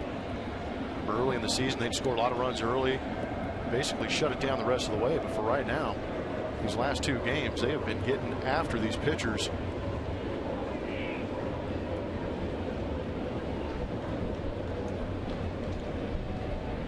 Well, players on other teams have been chiming in along the way here these last few weeks about how impressed they are with what the Astros have done this year.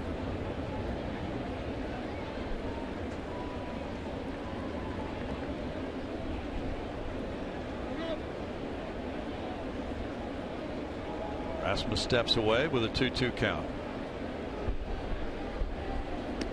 This is the only early day game in baseball. It's a late afternoon start, and then everything else is tonight. Grounded foul. Still 2-2.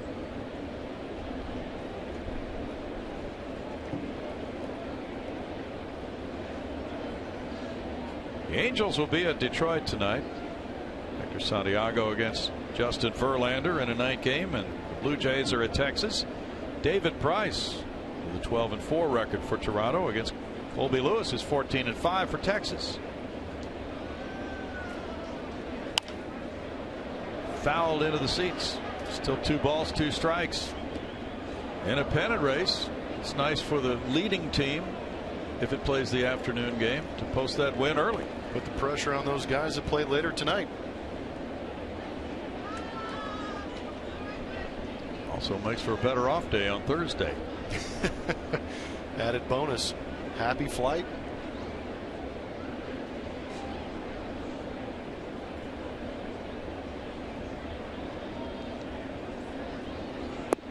Rasmus takes, and it's a full count to Colby.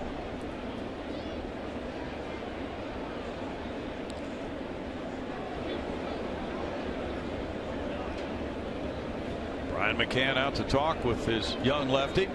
That might be a question of what pitch are you going to go to get this guy out? What are you feeling best about trying to get it out in this situation? Because things are starting to snowball again, out of control for Yankees, and you want to have an idea of what you have left in the tank to get this guy right here. Right-hander Brandon Pinder is throwing in the bullpen.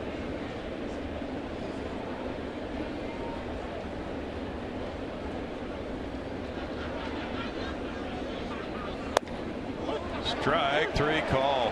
Wow. So here did it look like the home plate umpire was thinking about whether or not to ring it up, and eventually pulled the trigger. It sure looked borderline. Let's see.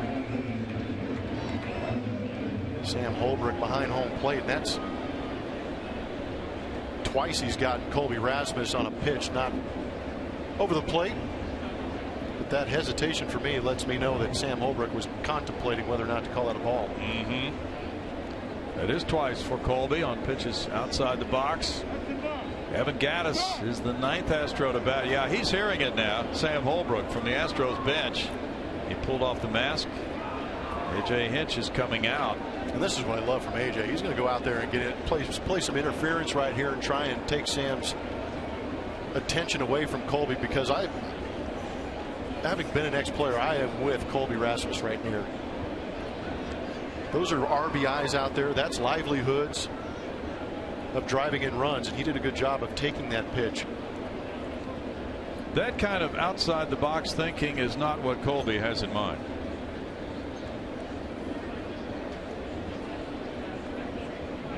He may head in for the clubhouse so he can cool down a little bit. Evan Gattis hit a home run to right in the 2nd inning to make it 1-0. He bounced into a double play in the 4th. He got tossed. I believe he got tossed, yes. That's why he's going into the clubhouse. Gattis fouls it. There's strike 1.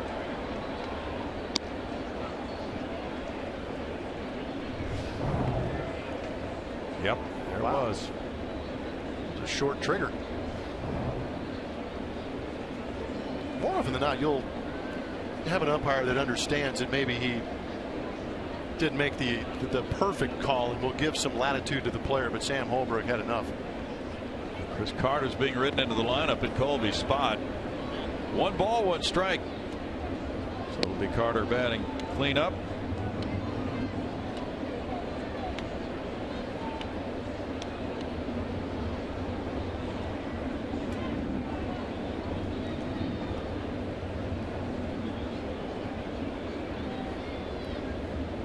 A.J. Hinch has just 3 bench players with the current roster configuration.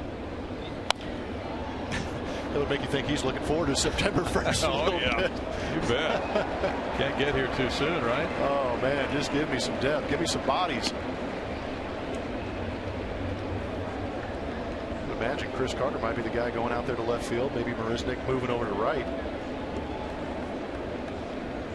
Yeah, I'm glad you answered that. I was trying to figure out how they were going to put the pieces together here. They don't want to bring Correa into this game. Or put him in. Oh man, you really can't do anything because you got Marwin at short. You got to leave him there. Right. Popped up, broken bat. Stephen Drew in for the catch, and the Astros here in the 5th inning put up a 4 spot on 4 hits. They leave a couple. It's 5-0.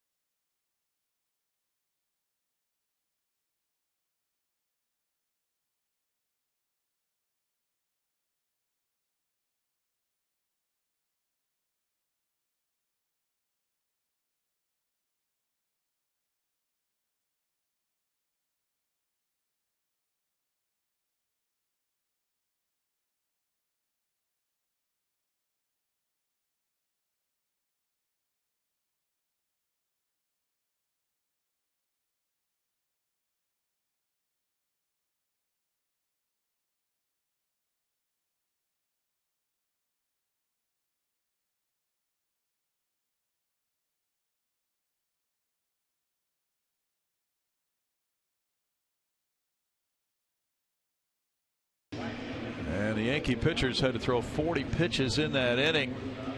It's a warm one here in New York. And the Astros have now made a series of changes with the ejection of Colby Rasmus, who was 1 for 3 today. Chris Carter comes into Rasmus's number 4 spot in the lineup, and he plays first base.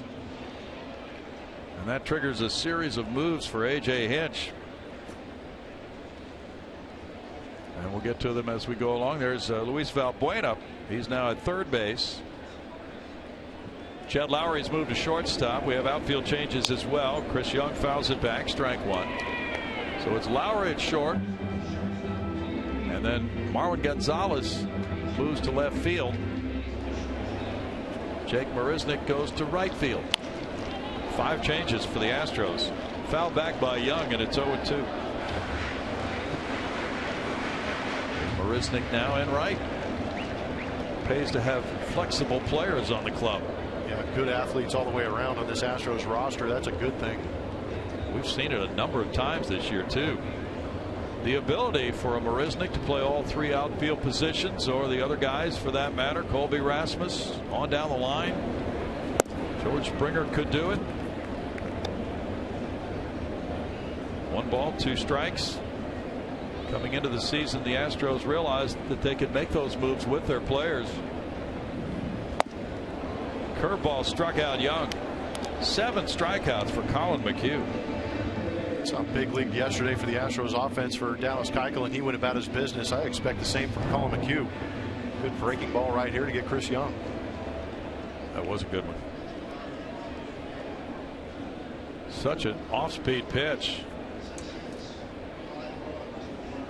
It's usually about 73 miles per hour. 7 strikeouts, all of them swinging for McHugh. And now here's Drew taking strike 1.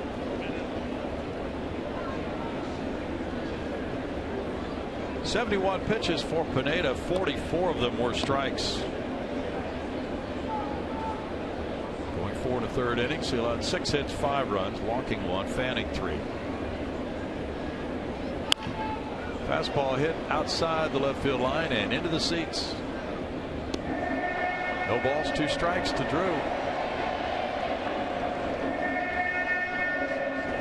This 1-2 punch we talked about earlier. Dallas Keuchel 15-6. Colin McHugh 13-7. Combining for 28 wins, the most by any pair of teammates in the majors this year. Yes, Astros haven't done that since Roy Oswalt and Andy Pettitte, with at least 13 wins in the same year in 06. 1-2.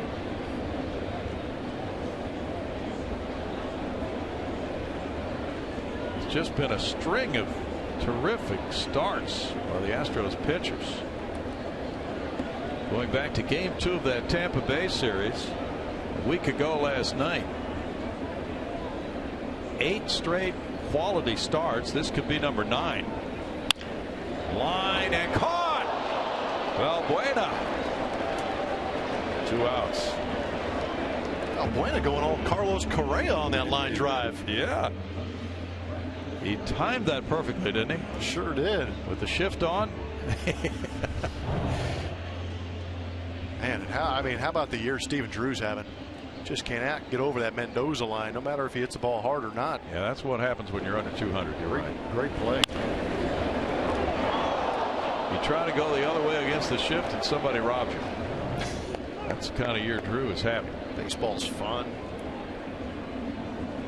If you're in an Astros uniform. It's a love-hate relationship for players, isn't it? Oh, sometimes pitch by pitch. Gardner with 2 strikeouts. Inside ball 1. Well, to illustrate that, we talked about in 2013 the 51 win season. So the guys who were on that club can go over that later on this year when they are asked to look back on things. They of all people would have the perspective. 1-1, although Jason Castro was asked that in an article a day or 2 ago, and he said, well, even in 2013 we could see the program was in place. We knew good things were down the road. And that is extremely hard to even fathom somebody thinking with 51 wins. It sure is. Altuve with the play. And in the 5th inning it goes quickly. 1-2-3 thanks to Valbuena's up the ladder catch on Drew. Through 5-0 Houston.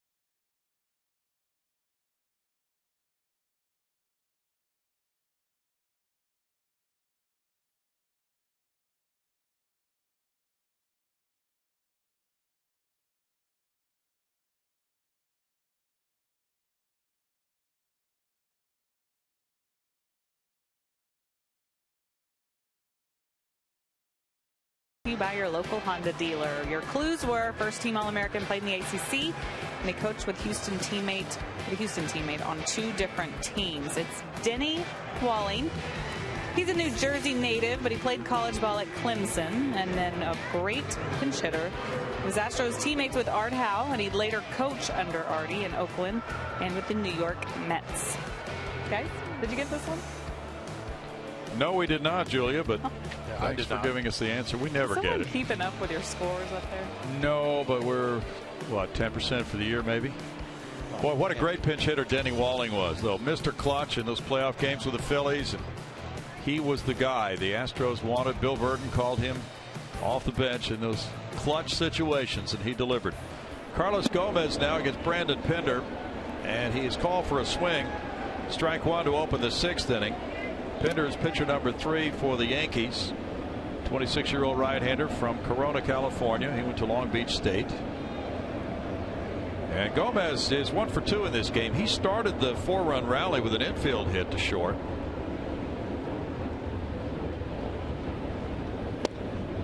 In tight to Gomez, it's 1-1. Chasen Shreve in 2/3 of an inning allowed 1 hit, no runs. He had a walk and a strikeout. The Yankees have had this revolving bullpen this season, much like Tampa Bay's bullpen, calling players up from the minors and optioning them back down. 2 balls and a strike. Well, Pinder is one of those guys. He's made 23 appearances with Scranton Wilkes-Barre and 17 with the Yankees.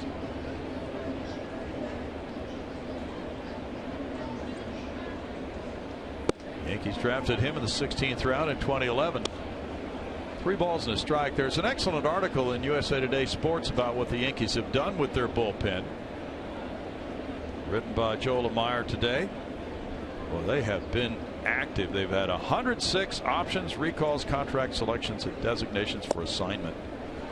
That's a leadoff walk, and Gomez is on for the 2nd time. So there's a lot of traffic on Interstate 80 between Scranton and New York with those players. It's amazing. Pinder 0-2 in 17 games with a 2.79 ERA. The 29 other major league clubs have averaged 67 of those transactions, and the Yankees have had almost twice that many. This was by design. They knew they had a lot of good young arms in the minors. Valbuena's 1 for 2. There's ball 1. It's got to be tough working out of that bullpen. You get called up, you're excited about it. 2 days later, you could be gone. Exactly. Man, that's kind of the way it's been for some of their relievers.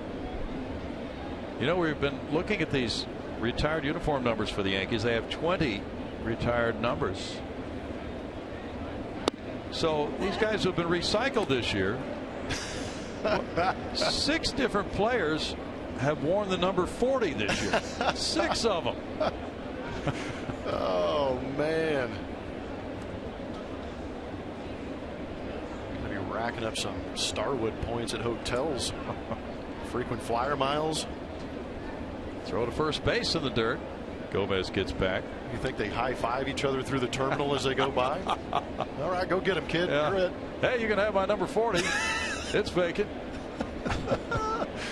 Oh, that's priceless. 4 of them have worn 2 numbers. What? Yeah. Well, just think about it. And Valbuena swings 1 and 2. So you're wearing number 40. You get sent down. They call up another guy. He takes number 40. They call you back up. 40's taken. You can't have it. Good grief. Well, I mean, the equipment guys have got to be going bonkers down there. Yes, they do. The only saving grace is that the Yankees do not wear their names on the back of the jersey. So they don't have to keep changing that name off. That'll save a lot of effort. You're right. Man. That's lined out to left center field. Young backing on it. He makes the catch. Boy, Valbuena looks frustrated. That's the 2nd time he's hit a bolt to left field that's been caught. 1 out.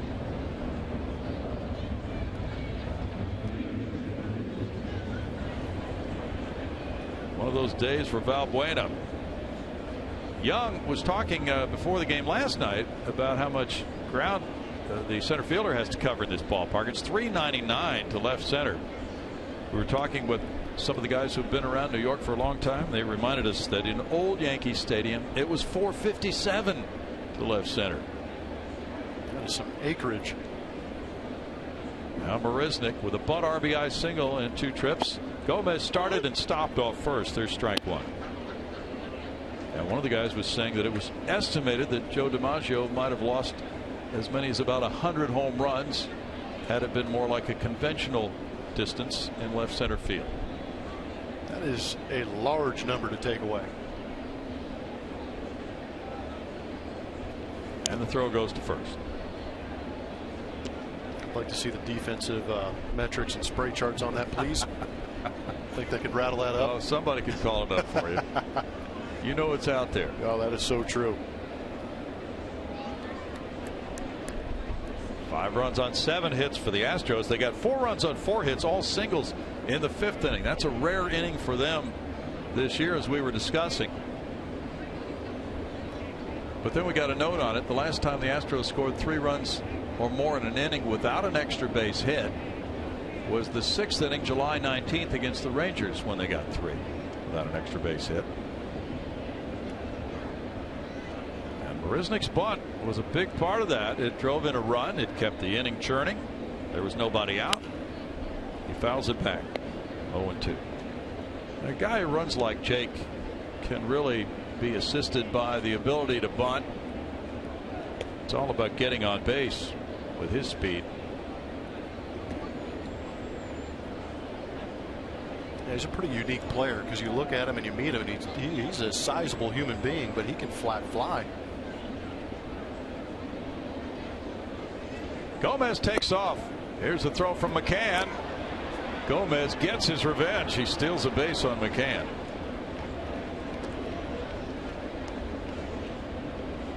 Number 13 of the year overall for Gomez. You know, the pitcher has to be a big factor in stealing, though. Yes. No, I think sometimes that gets overlooked. You put it on the catcher because he ends up with the final statistics, but pitchers do get involved in whether or not a base runner will decide to run, as their time to home plate does factor in. Gomez now 6 for 8 as an Astro in base stealing. As A.J. Hinch said the other day when he was asked about other teams stealing on the Astros, it's a partnership. 2 steals for the Astros today, 97 for the year. In for a ball, and it's 2-2.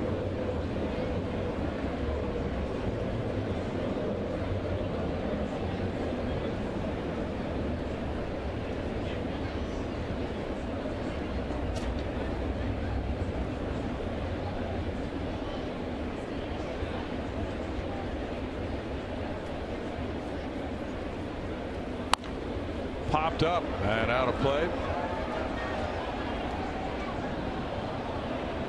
And Brian Cashman, general manager of the Yankees, explained about this bullpen. The Double-A on up, the Astros had a lot of very interesting power arms, left and right-handed. They talked all winter about how they could utilize that, and they decided to call up a pitcher, max him out, and send him back down if he was overworked. That's exactly what we saw in that Tampa Bay series at Houston. And I think you're going to see more teams doing that, but they have to have young, optionable players to do it. Out to third base, it's caught by Headley. 2 outs. For instance, the Astros have more veteran players in their bullpen, so that wouldn't work so much. Register now for the opportunity to purchase tickets to potential 2015 Astros postseason games at Minute Maid Park. You won't want to miss the excitement of October baseball. Sign up at astros.com/postseason tickets. I can't imagine that revolving door type situation is going to go over too well with veteran or younger players. True.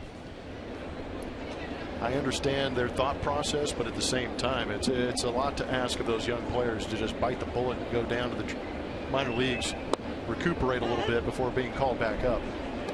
Strike to Castro. Castro hit a fly ball to right, and he walked and scored.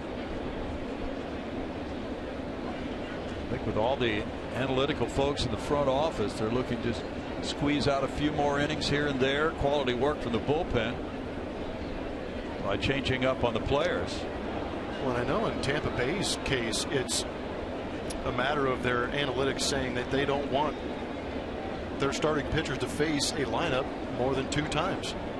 So therefore, the bullpen will be in the game much quicker. And that means by this time of year, the bullpen has thrown 400 innings. So typically, if a young pitcher's been worked and maybe overworked, he gets sent down and he rests in the minors. How about being the manager on that team? Right. Being told, well, you can't use him very much. Yeah, hold off on him a little bit.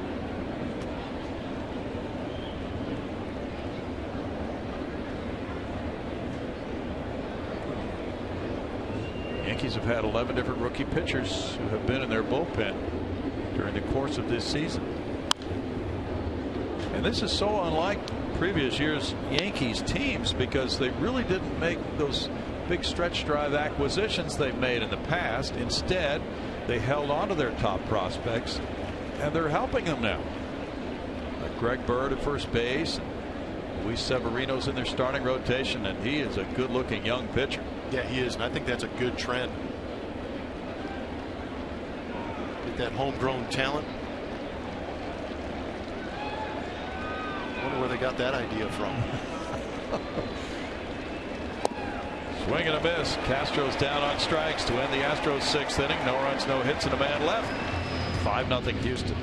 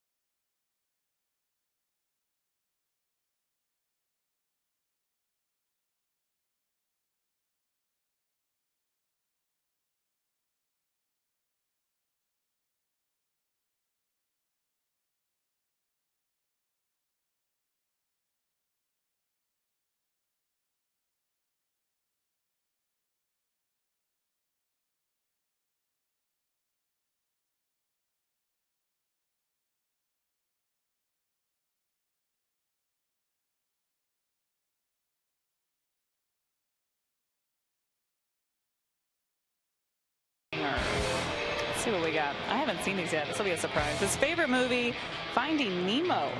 Teammate with the best dance moves. That's Jose Altuve. I'm surprised he didn't say himself. Favorite sport other than baseball, hockey. Connecticut kid. George Springer is working his way back, guys. Took BP again today, so that's 3 days in a row that he's taken with the team, doing all activities like he would if he was going to play in a game. He'll have the day off tomorrow, and then we'll take BP with the team one more time in Minnesota, then be evaluated at that point. But after that, maybe a rehab assignment. He's getting close. Thanks, Julia. Carlos Beltran with strike one. 5-0 Astros, and it's a 1-ball, 1-strike count. Beltran singled to right to take his hitting streak to 10 games, and then on a 3-0 count, he popped to third. 4 hits for the Yankees. They've all been singles. McHugh falls behind. It's 2-1 with Rodriguez and McCann up in the Yankees' 6th inning.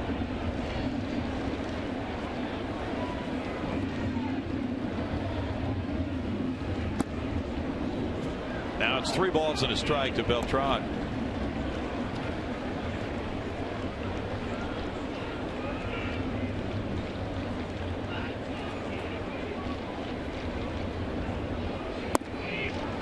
And a leadoff walk. First of the day for Colin McHugh.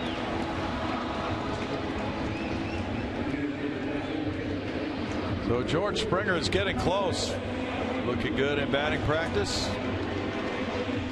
And A.J. Hinch, as Julia reported, said, well, he was going to hit Friday anyway, take batting practice. So rather than send him out to a minor league club, we decided to have him do it in Minneapolis, St. Paul, so we could get a little bit more of a look at him. Then we'll make a decision. Rodriguez is 0 for 2.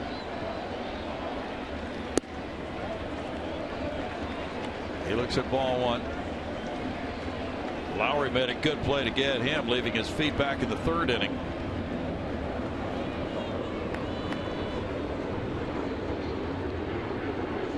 The Astros record when McHugh is on the mound is 15-10.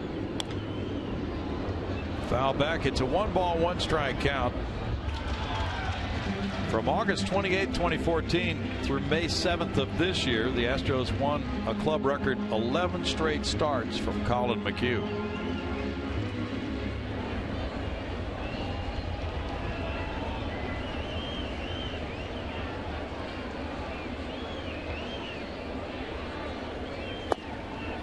Inside, and it's 2-1.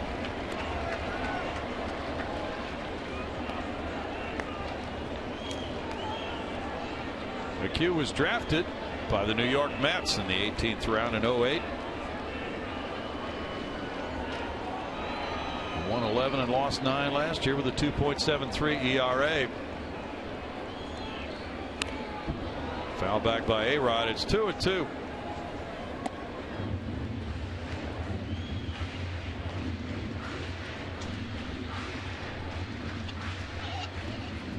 It'll be Kazmir, Fires, and McCullers for the Astros this weekend. Carlos Correa and Evan Gattis talk it over on the Astros bench. So Carlos will have today and tomorrow off when he takes the field Friday night, and those folks who are voting for Rookie of the Year will be paying a lot of attention to that series. With Miguel Sano for the Twins lighting it up lately. Tap to third, Valbuena in. Throws out A-Rod. Beltran to second, 1 out. Be social with Root Sports, and we will thank one lucky fan by giving them a better view of the game with a new 40-inch HD television. Just follow us on Twitter at Root Sports Southwest. Now through August 31st, and look for your chance to win. Visit rootsports.com for official rules.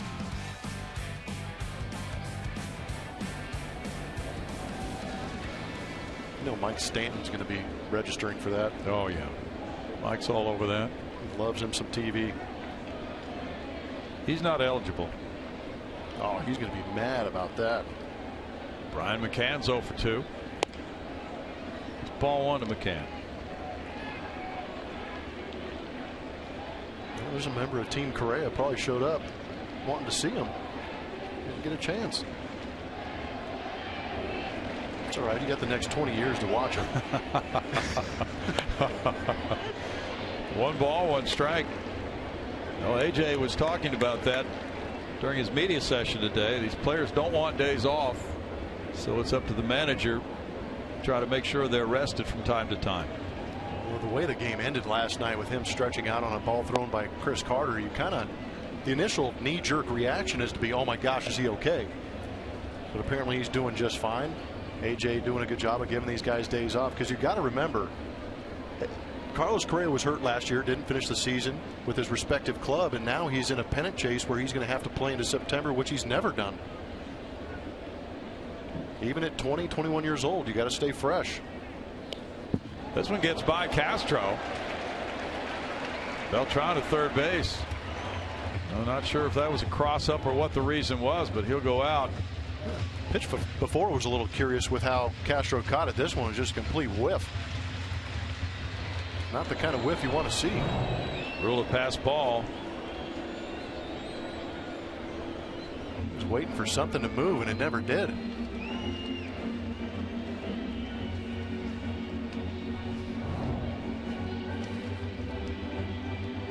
Seventh pass ball for Castro this season.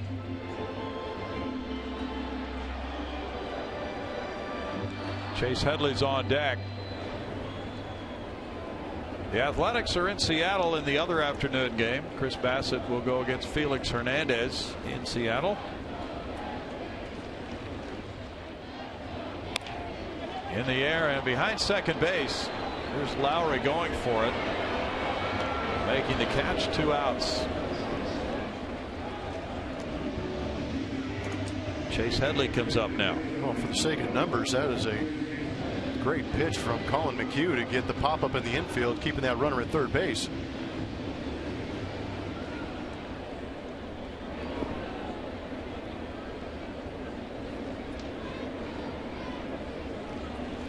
Chase Headley single to center in the 4th. He's 1 for 2.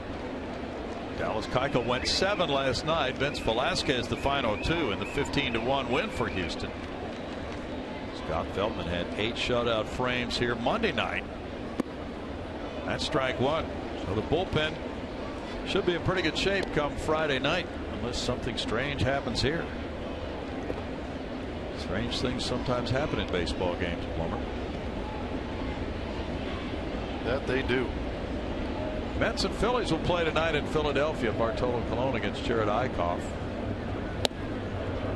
0-2. Eichhoff, one of the prospects the Phillies got in the Cole Hamels deal, and he has won his first major league game so far.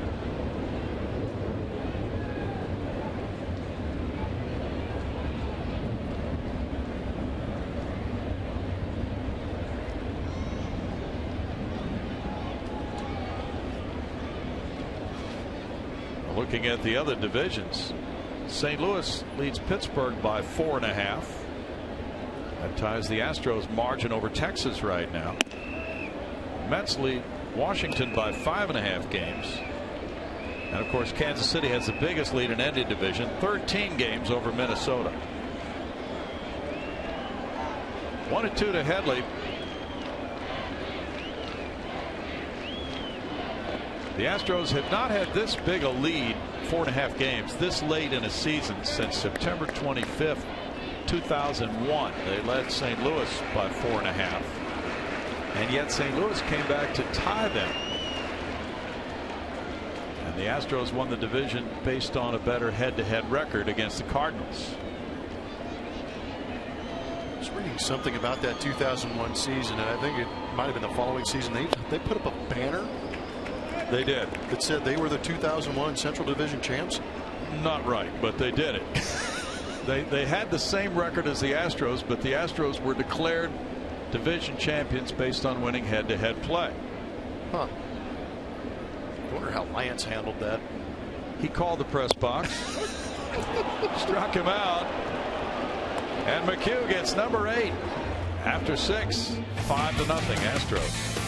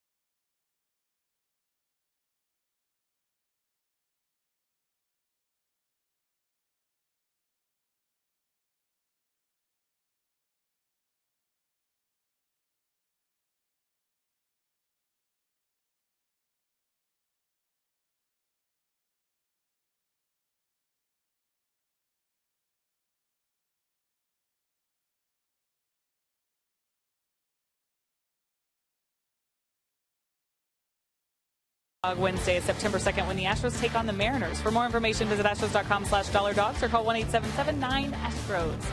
We welcome you back to Yankee Stadium. We are inside the Yankee Museum, which is just around the concourse on the ballpark. And you're looking at Don Larson, the great Yankees pitcher. And along Don Larson is this awesome wall of autographed baseball signed by all kinds of Yankee greats. But all the way on the end, this is 60 feet and 6 inches away, of course, is Yogi Berra, who caught Larson's perfect game, the only perfect game in World Series history. That was back in 1956. You got to check this place out. Lots of cool stuff in here, guys. We'll be right up, Julia. Thanks. That looks great. There's ball 1 to Jose Altuve, 5-0 Astros. He leads off in the 7th inning. He has a hit and a sac fly in this game. Gonzalez and Lowry to follow. Fouls it back.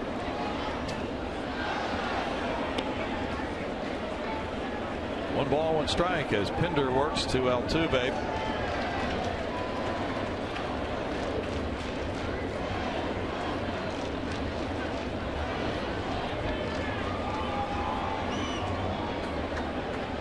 Michael Pineda started the game. He was gone after 4 1/3, giving up 6 hits and 5 earned runs.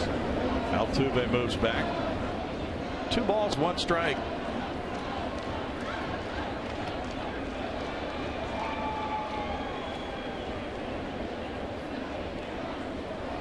Brendan Ryan pitched last night for the first time in the major leagues, something he had always wanted to do. 2 scoreless innings for Brendan Ryan, a position player pitching in relief in the Astros 15-1 win. He was the only Yankee pitcher who didn't give up runs. That was the longest scoreless appearance by a Yankees position player since Rocky Colavito in August of '68. Colavito worked 2 2/3 scoreless innings. You never cease to amaze me. Yeah. That's some digging right there. Did you ever see any footage of him? You're of course too young to see him play, but he had a tremendous arm in the outfield. Did he? One of the best around.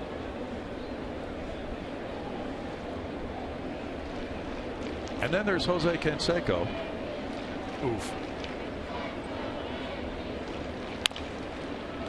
Grounded wide of third base. So it seems like, great opportunity for a player to do what he's always wanted to do in a meaningless blowout game. That one really was something that turned out awful. So he blew out his elbow. Talking about blowout games, that's not the kind of blowout you have in mind. Yeah, it's taking it a little too far.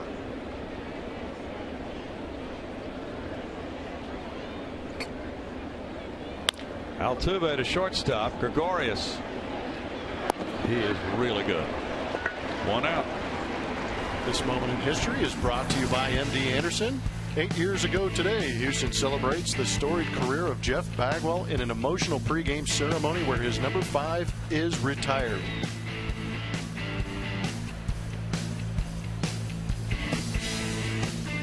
Well deserved. He's the all-time slugging leader, as you know, in the history of the franchise. He's got to be the OPS leader, too, doesn't he? Yeah, I think so. Lance Berkman's up there. Yeah. Very high as well. There's strike 1 to Gonzalez. Marwin 1 for 3, an RBI single in the 5th inning.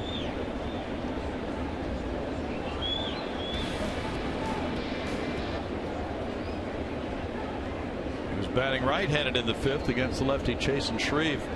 When he got his RBI single, they had just changed pitchers, so wound up working to the Astros' advantage that the switch hitter got to turn around. No balls, 2 strikes.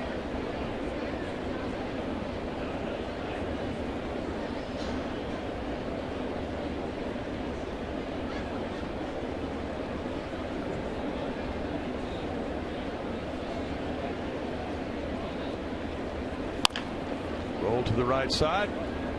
Drew on over to Bird. 2 outs. Bird started to break for it, and then he saw that Drew could make the play. Bird's a converted catcher.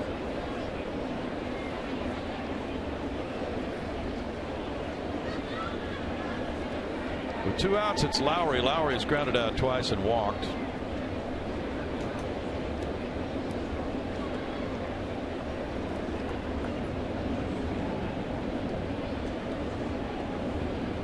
Chris Carter's on deck. That's strike 1.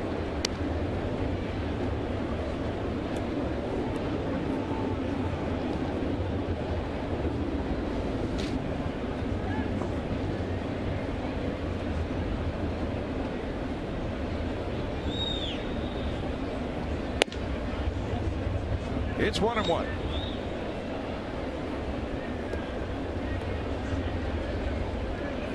CC Sabathia says he should be able to come back to action in September after resting his arthritic knee.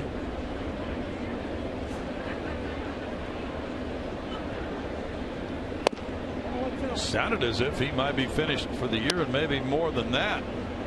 The announcement was made that he was going on the DL. Joe Girardi was hinting that that might be the last time you see CC this year. He was hinting that. You're right.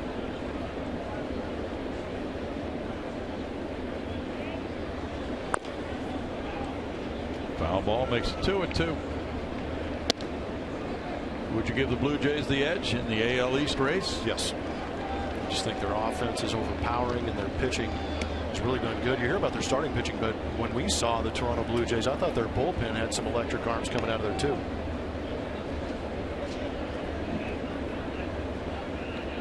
Well, they've added 40-year-old LaTroy Hawkins to the bullpen mix. And their closer is 20 years old, a 20-year difference. Some mentoring going on there. Yep. Apparently he's been working his magic on the others in that bullpen. Liner to right field. Beltran coming in, sliding and putting out his glove for the catch. To Rob Lowry, who's now over his last 18 thanks to the Beltran fine play. God bless America coming next here at the 7th inning stretch with the Astros up 5-0.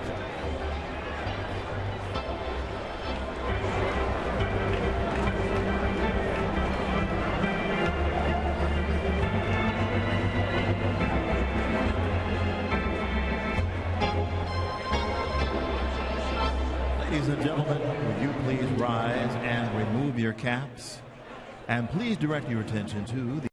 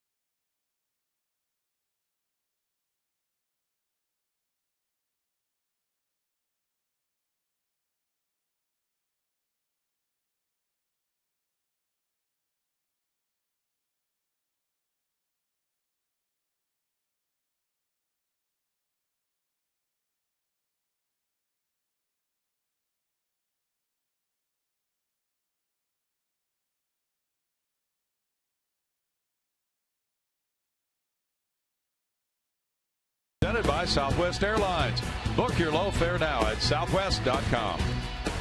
and by HEB. No store does more than my HEB. In historic Yankee Stadium, which was torn down, it's been replaced by this one across the street, new Yankee Stadium. It's the Astros 5, the Yankees nothing. Change of venue, no problem for the Astros, as they have performed well in this series and now try to win the season series. They would win it 4-3 if they get this one today. They lead it 5-0. Here's Greg Bird leading it off in the home 7th inning. Bird is 0 for 2. Strike one on the outside edge cutter. McHugh bringing that one in the back door to a left-handed batter. He's been very effective doing that this year. He follows it up with a curve, and it's 0-2. He does have some good weapons.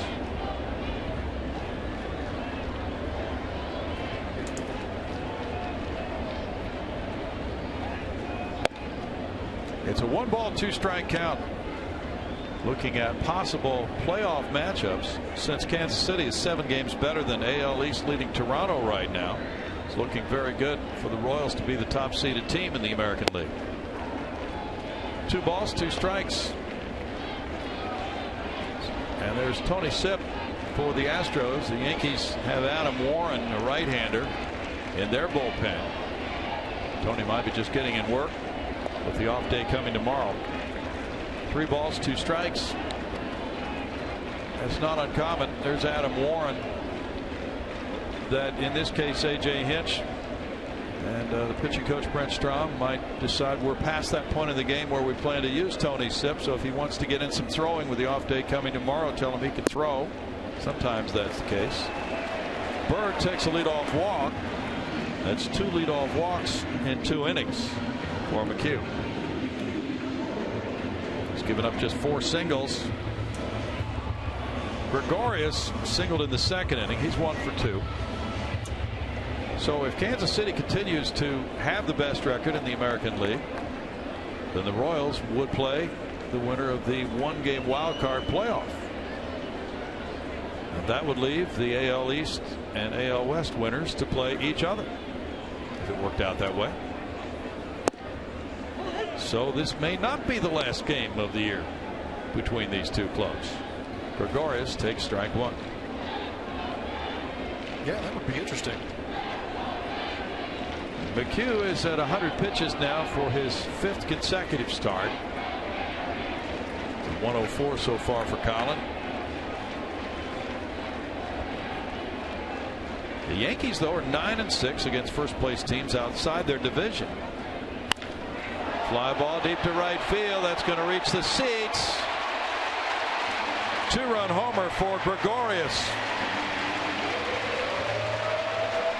Number 6 for him, and the Yankees are on the board, trailing 5-2.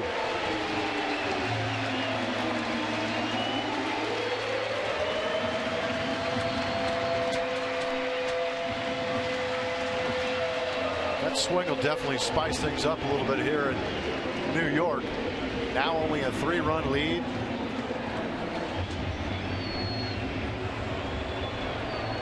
Six homers in the inning. Yeah. 6 homers, 34 runs batted in for Gregorius. First home run allowed by McHugh since 35 innings ago. That's the 2nd longest homerless streak of his major league career. And it's Young popping it back. Out of play for Castro. There's strike 1. Young is 1 for 2.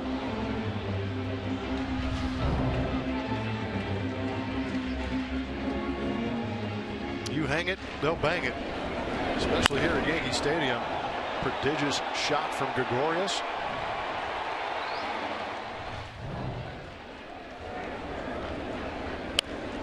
Young punches one toward right, but Carter is over there for the catch. 1 out. A little looping liner.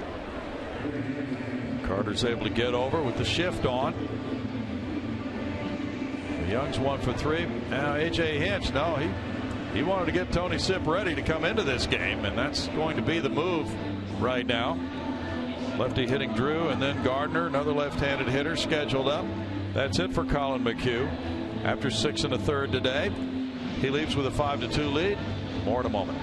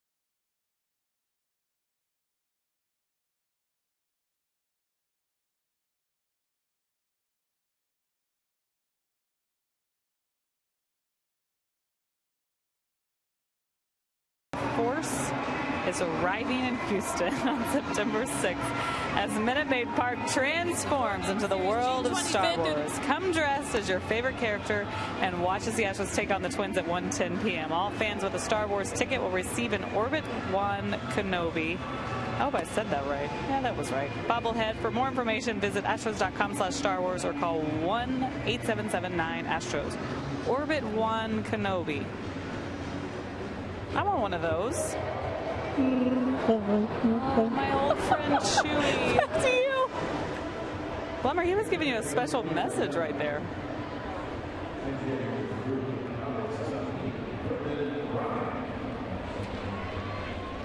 Yeah, he was. There we are. Yeah, he was. I remember that. I'm a little jealous that I'm not going to be there for all that. Now Stephen Drew and Tony Sipp square off. Tony in his 50th game. He's 2-4 with a 2.17 ERA. Lefty's hitting .238 against him. And we get a pinch hitter. Brendan Ryan is pinch hitting for Stephen Drew. And actually that plays into A.J. Hinch's hand very well, because Tony Sipp, as you saw from the numbers, is better against right-handed batters. Ryan, a .226 hitter, has no homers, 7 runs batted in for 62 at bats. And as a pinch hitter, he is 1 for 2. He did some pitching last night, as we mentioned earlier. Drew was 0 for 2. Sipp can neutralize right-handed hitters with that split-fingered changeup.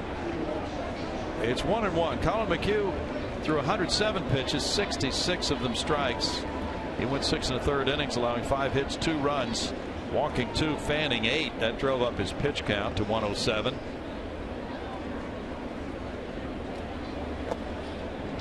Down and in for ball 2. So with this 50th appearance for Tony Sipp, he's the 3rd Astros pitcher to reach that plateau in a Houston uniform this year. Luke Gregerson has pitched 51 times. Will Harris has 50. And McHugh settles in to watch with Gardner on deck.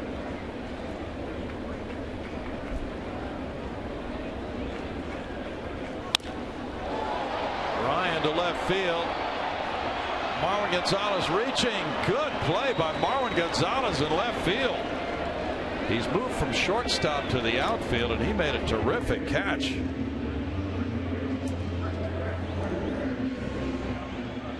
How about that? Get an idea of the athleticism of Marwin Gonzalez, playing all over the infield, now in the outfield. Got a decent jump, not a great jump, but able to track it the entire way, not giving up on it. Pretty good snap for that second out.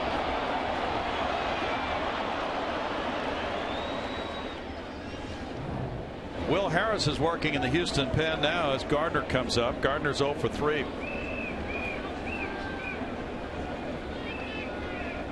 Valbuena's in on the grass at 3rd. Carter in tight at 1st. Gardner looks at it. It's strike 1. The home run by Gregorius ended a bit of a home run drought for the Yankees. They had not homered for the last 3 games. That was their longest drought since the end of last year.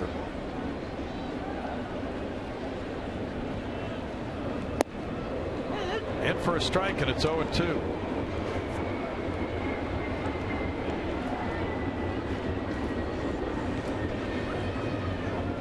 They had gone 146 at bats since their last homers, hit by Brett Gardner and Brian McCann in a 3-batter stretch against Cleveland in the previous series, August 22nd.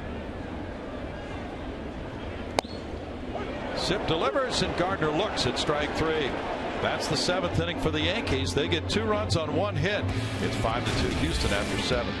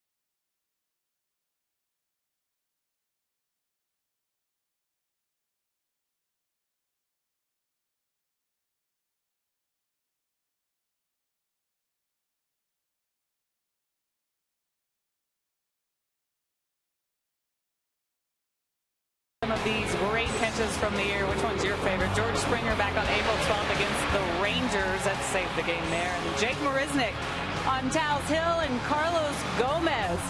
Yeah, this guy plays with a little bit of passion, don't you think? That was against San Francisco. Carlos Gomez, a lot of energy as he made that catch, crashing into the wall. Good stuff. Great outfielders on this team, and they can play anywhere too, as we've seen, particularly as today. Pick one. Tell us which one is your favorite. We'll come back later and talk about that. Those are some great catches, and I can think of some more that were great too, guys. Yes, you can. So let us know what you think, folks. Chris Carter leads it off. Pitcher number 4 on the mound, Adam Warren for the Yankees. Brendan Ryan is in at second base.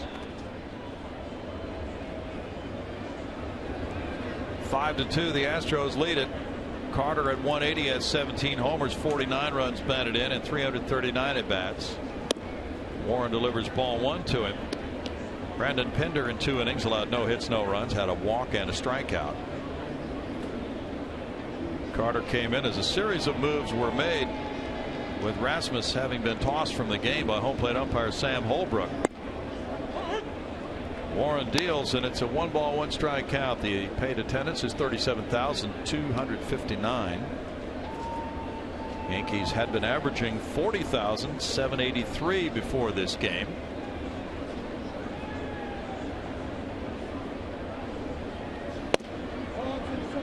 In tight for ball 2. Adam Warren started a game at Houston against Dallas Keuchel on June 25th. In 33 games, he's 8-5 with 2 holds, a 3.16 ERA, and 108 in the 3rd innings.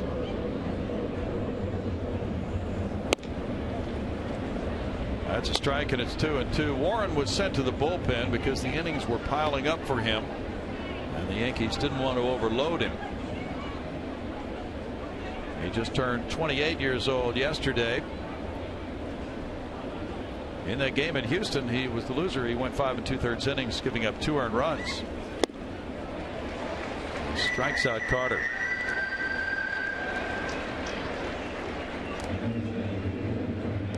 With the 2 earned runs allowed by Colin McHugh in 6 1/3 innings, the Astros starters now have given up 2 earned runs or less in 16 of the last 18 games.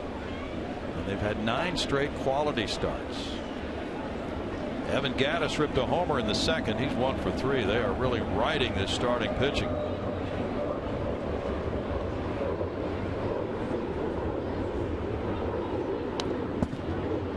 Foul for strike 1. The big inning was the Houston 5th. 4 runs on 4 hits. There was not an extra base hit in that inning. Gattis has the only extra base hit for the Astros today, his 21st homer in the 2nd inning.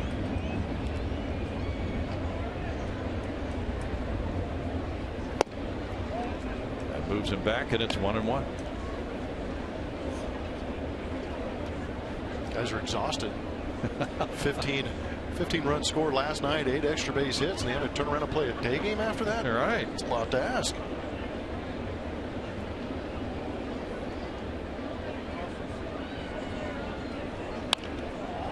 Gattis fouls it back 1-2. You think there are some times, not in this particular instance, but maybe you have a long extra inning game that goes to 1 or 2 o'clock in the morning. You have an early day game like this. As a hitter, if you play both of those games, you feel like you've never slept at all. You're just still at the plate from the previous night, right? No, that's exactly right. It feels like a double header all over again. It's not good.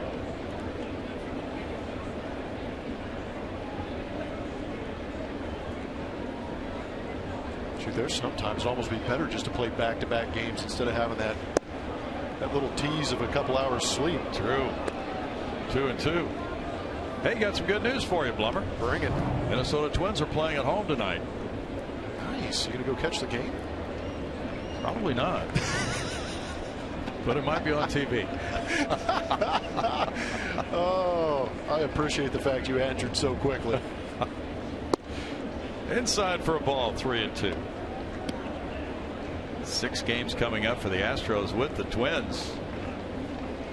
Twins have been another surprise team in the American League. They're 64-61. They're 13 games out, but they've won 5 in a row. And they are a serious team to try to beat right now. High drive left field. Goodbye, Evan Gattis. Number 2 of the day and number 22 of the year for Gattis. A no-doubter. 6-2 Houston.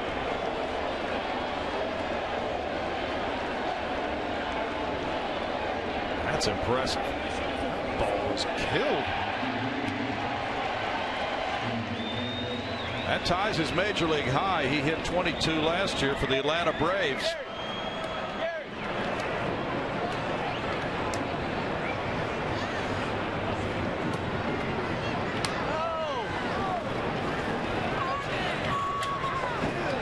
Man can press a baseball. That is just awesome, the power that he has. Now Carlos Gomez trying to get in the kitchen of Evan Gattis the whole AB. You see a couple of missing, but my goodness, he said, okay, try and get in there. I'm going to destroy it and get it out of there. With his version of a pimp, just put his head down. He knew he got that one. Strike to Gomez, 1-1. That's loud. That's his 5th career 2-home run game. The 2nd of this year for Gattis.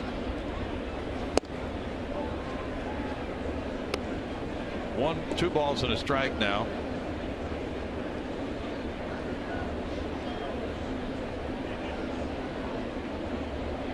That's the 11th time an Astro has hit 2 homers in a game this year.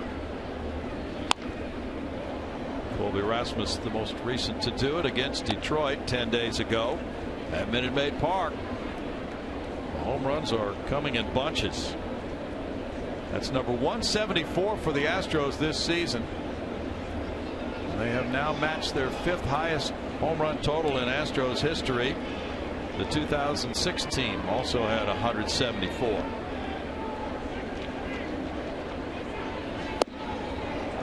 Gomez is down on strikes. 2 outs. Let's see what we have on our Whataburger responses on Twitter. Well, there's been some good ones. I think a lot of people are on that Springer one just because it was a potential game-winning grand slam. But you really can't argue with any of these, can you? No. Guys are giving all-out efforts. Choose your favorite.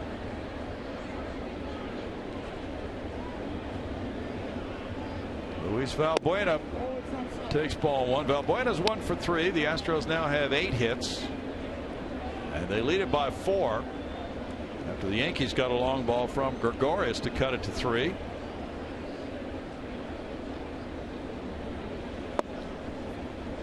One ball and 1 strike.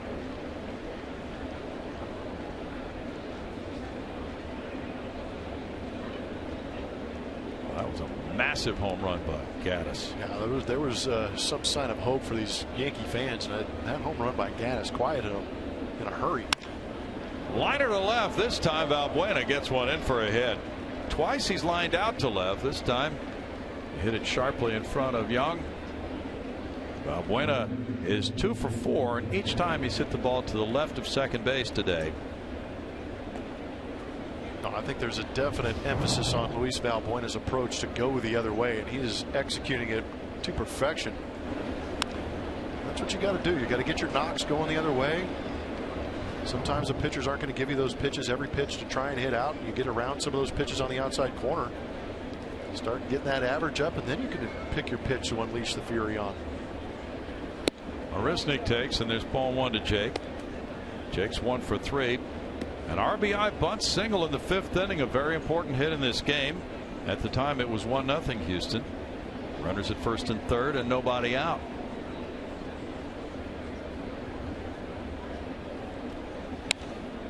Fouls it back, and it's 1-1.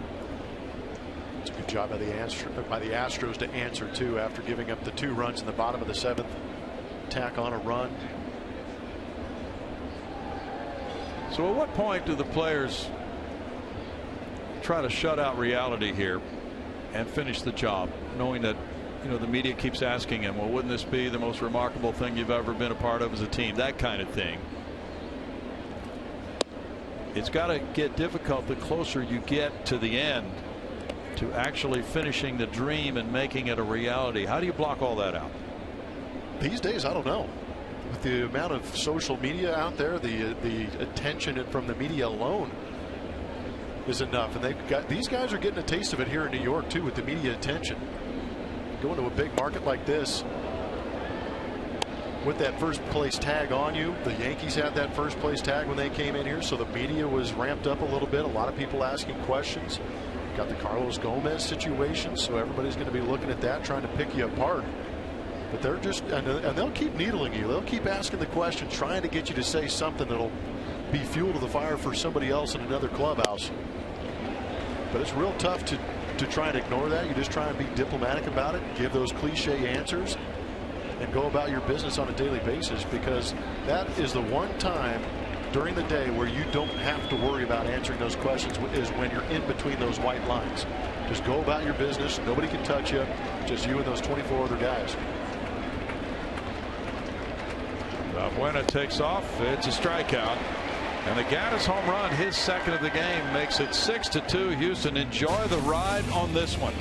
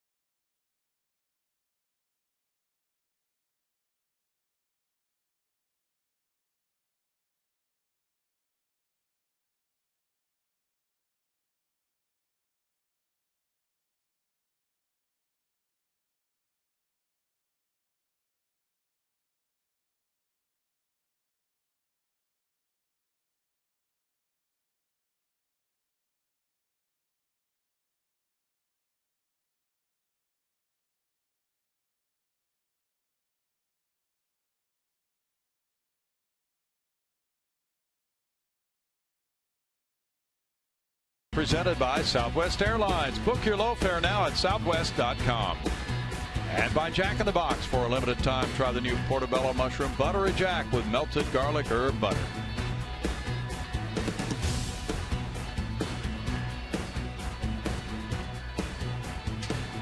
Big series here in the Bronx for El Oso Blanco. Evan Gaddis with 3 homers in the last 2 games. The Astros are trying to win for the second time in a row. After losing the opener 1-0 in the bottom of the 9th inning, here's the last of the 8th. Carlos Beltran, the batter. And there is strike one. Beltran with a single and a walk has been on twice. Alex Rodriguez on deck. Brian McCann due up 3rd in the inning.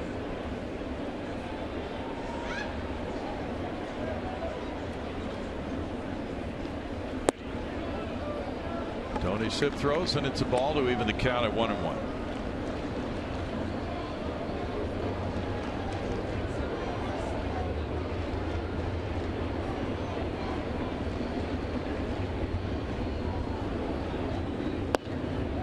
In for a strike. Carlos Beltran was saying last night, Jeff, around the batting cage, he would not ever want to be a hitting coach as hard as those guys have to work. Yeah, and I mean, there's a lot of physical work involved. There's a lot of videotape work, scouting tendencies. Not to mention that you have to be a pretty darn good psychologist. He talked about that too, and he said, you know, you're worried about your guys. If somebody's in a slump, it's hard to sleep, and you're just so invested. He said, I see how hard these hitting coaches work, and no, that's not for me. Man, it's crazy. Yeah, there's a select few that are able to handle it. He was giving Chris Young a little assist in the batting cage last night, so I was joking with him about being a hitting coach. He said, nope, never. 3-2. Nick Goody is warming up in the Yankees bullpen. He was just recalled from the minor leagues today.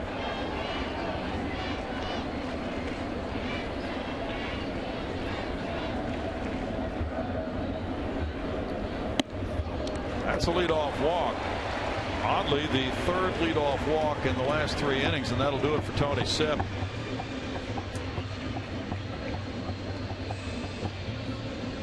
Sipp goes 2/3 of an inning, and now with Alex Rodriguez coming up next, his assignment ends for the day, and the Astros swing to the right-handed side of the bullpen.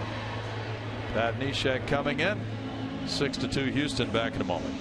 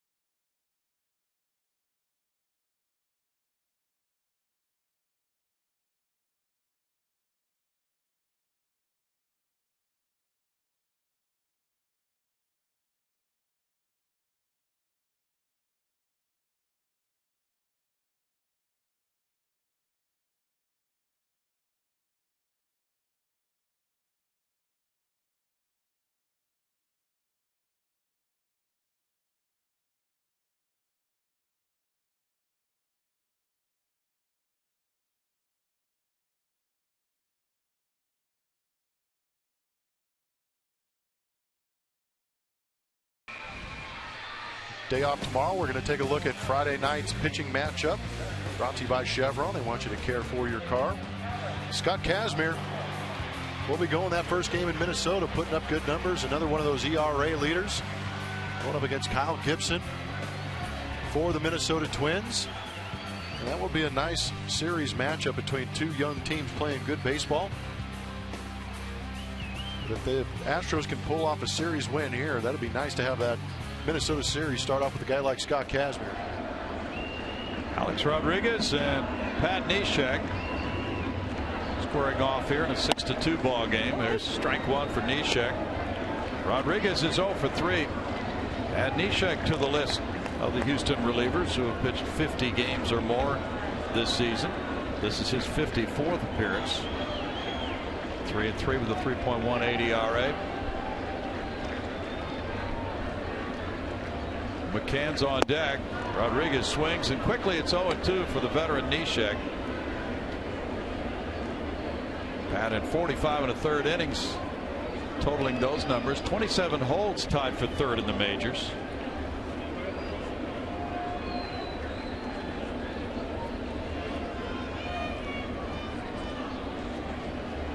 He worked a scoreless 8th on Saturday against the Dodgers.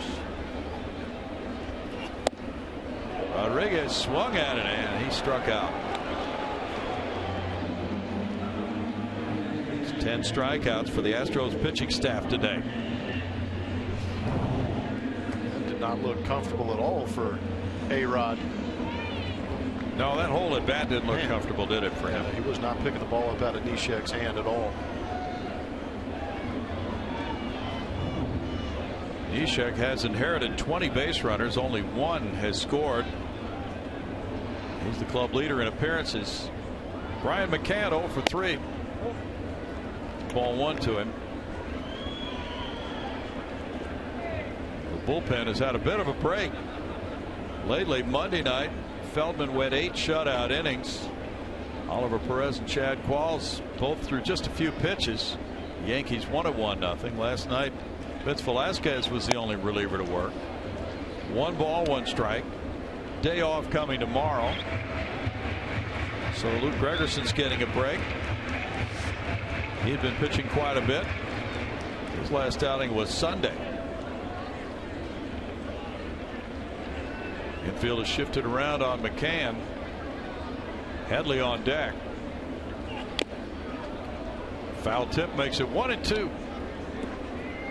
Astros relievers have a 2.66 ERA, running second in the American League.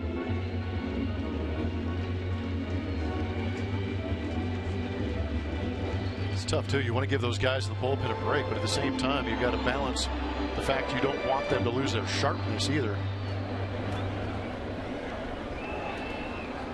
Yeah, they're going to be a key element of this team, as they have been all year. Neshek a big part of that. Gregerson, Qualls. I think we may see Joe Thatcher coming back from the minor leagues at some point in September. Will Harris, for me, has just been phenomenal. Yes, he has.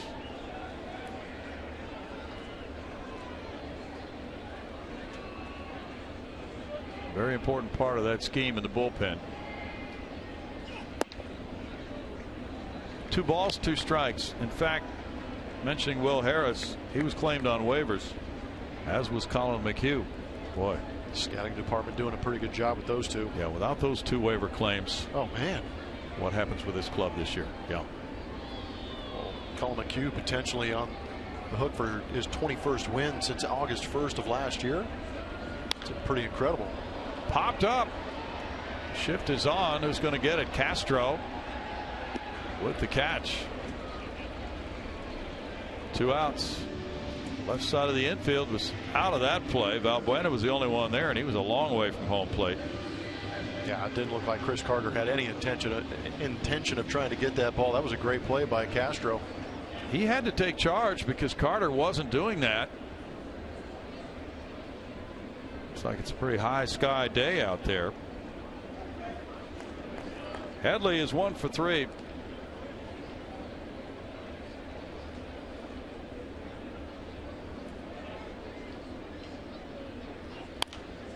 Headley fouls it. There's strike 1. Greg Bird on deck.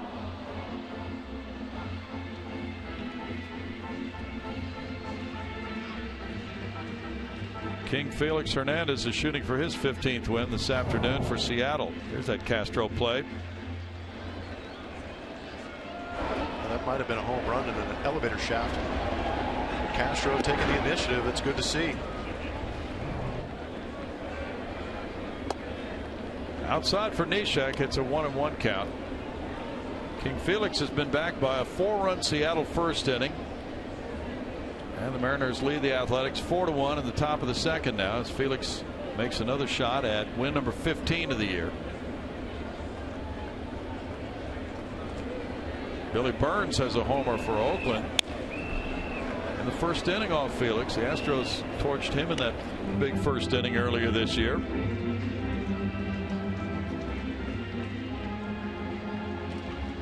Nelson Cruz has his 80th RBI in the game for the Mariners.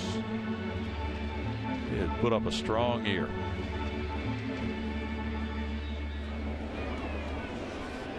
Cruz with 38 homers leads the American League.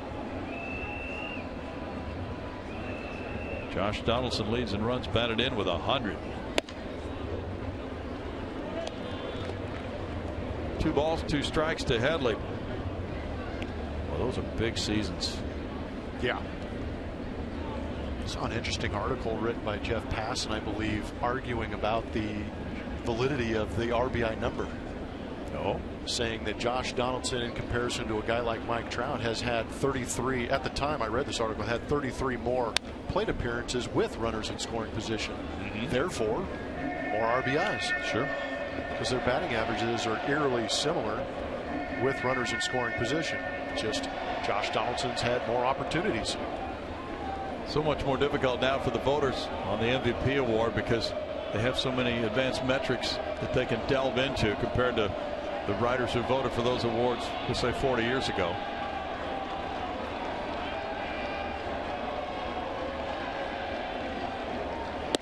But yeah, that's a big part of it. Opportunities to drive in runs. 3-2 now to Headley. Beltran will be taking off. Carter will play behind him at first.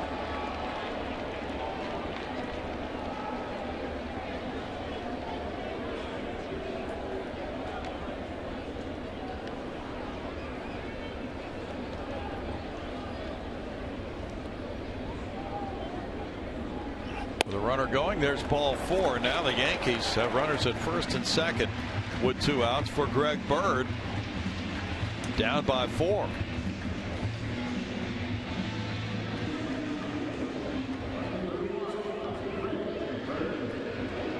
Bird is 0 for 2 with a walk. Gregorius is on deck.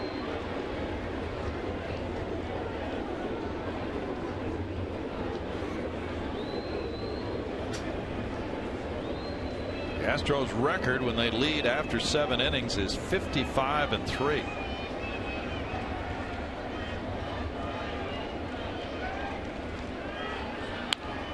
Foul for strike 1 on Bird.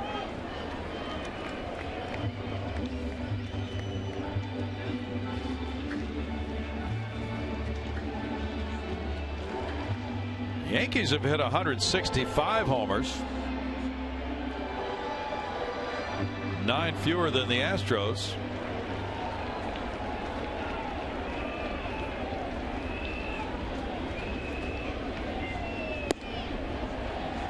One ball and 1 strike.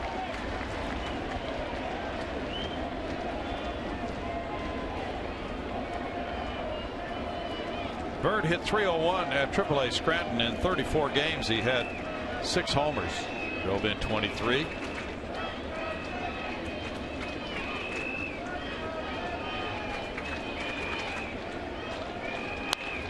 Fouls it. 1-2.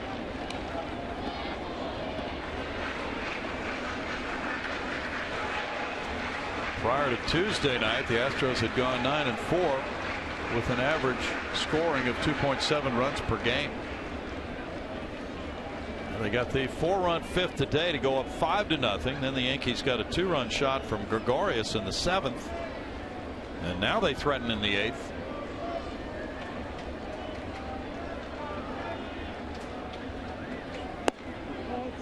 Neshek started to walk off, thinking strike 3, but instead it's 2-2 now. This is the second time in this inning where Neshek has thrown a strike and not been the recipient of the call. But that's catching a large part of the plate. Yeah, I know these games get a little long. There's a lot of pitches thrown, but strikes are strikes. You got to call them. He was upset. And Bird fouls it back. Well, it's just got to be annoying as a pitcher knowing that you've got to throw an extra pitch or an extra 5 or 6 pitches that could lead to different things. But you've got to be rewarded when you actually make a pitch that is in the strike zone with a lot of the ball over the white of the plate. And pitchers will tell you sometimes after a confrontation in which they feel the umpire missed a call or 2. I had to get the guy out 3 times. Exactly. High drive to right center field. Marisnik way back to the warning track. Makes a running catch. Yankee fans were hoping, and it could have been a 3-run shot to make it a 1-run game, but instead, after 8, 6-2 Houston.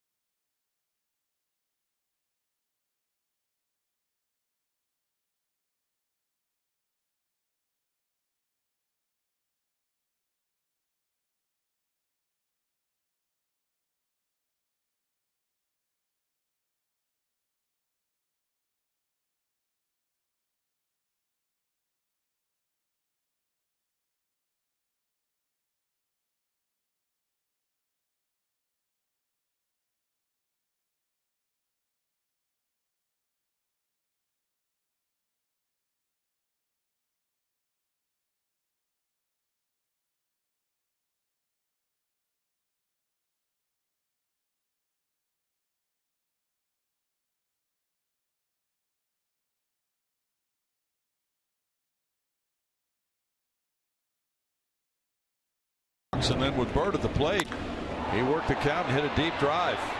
Gosh, how frustrating for Pat Neshek. Had a couple pitches and a couple different ABs that could have been called for strikes, catching a lot of the plate. But thankfully that ball going to the deep part of this ballpark and that right center field alley, and you've got a couple of guys out there that can track it down, and Jake Marisnick. Gomez was out there too, but you can see the frustration on Pat Neshek and the relief. But he is like, are you kidding me? And you know what's funny too is you couldn't see it in the frame there, but Sam Holbrook, the home plate umpire, was taking a stroll towards the mound, and Neshek kept it together pretty good, because I know he wanted to chirp and say something to the home plate umpire. Well, Colby Rasmus was tossed out earlier. He was rung up twice on third strikes, looking by Holbrook. And now it's Nick Goody in 3 major league games with the Yankees. No decisions at 1.71 whip, 3.86 ERA for 2 1/3 innings for the right-hander, who just rejoined this Yankee club today. Jason Castro looks at ball 1. Castro is 0 for 2 with a walk. Goody is a native of Orlando, Florida. First year in the big leagues. Yankees drafted him in the 6th round in 2012. Thereby the number 74. And it's 2-0 for Nick Goody. Adam Warren in 1 inning allowed 2 hits, 1 run with no walks, and struck out 3. Goody's pitcher number 5 for Joe Girardi today.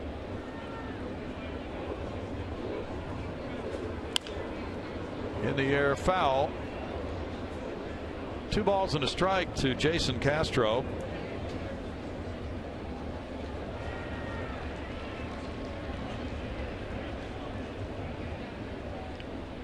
It's a good thing there's rules against sending a guy down after he's pitched in the game.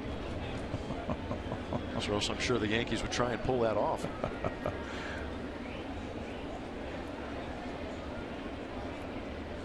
Jose Altuve's on deck with the Astros trying to pad this lead, and Castro swings for strike 2. Will Harris is working for Houston in the bullpen.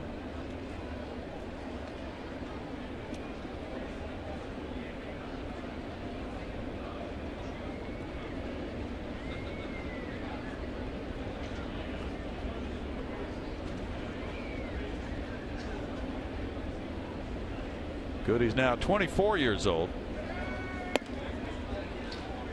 That's ball 3 high to Castro.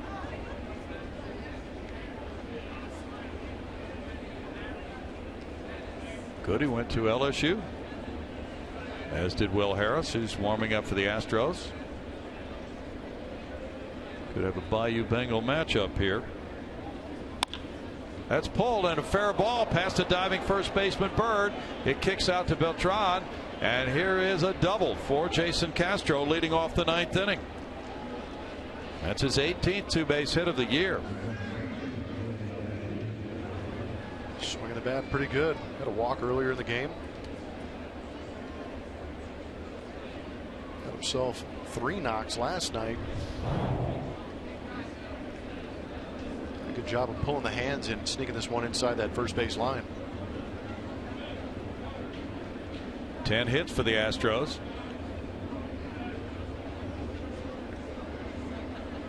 They had 15 last night.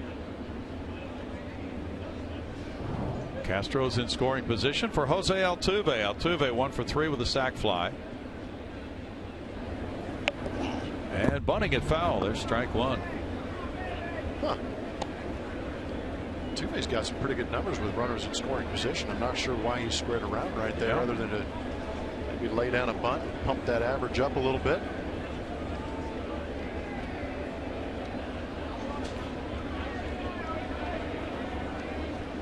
Nobody out in the inning. Maybe getting a little aggressive to move that runner along to third base. Leans back from a ball to make it 1-1. And he really handles the bat so well. He can do anything he wants up there.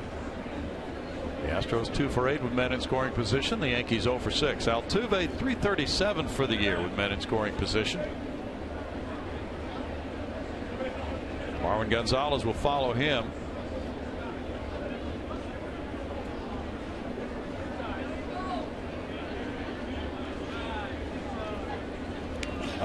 drilled him in the back.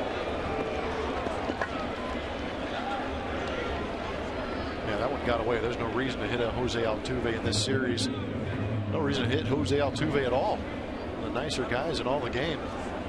Might have been the wrist, we're told. I thought it was up higher. Yeah, I thought it was in the back area too. Now let's see what we find here. That tricep. Yeah. Off that Astros patch on the left sleeve. That's the 8th time he's been hit.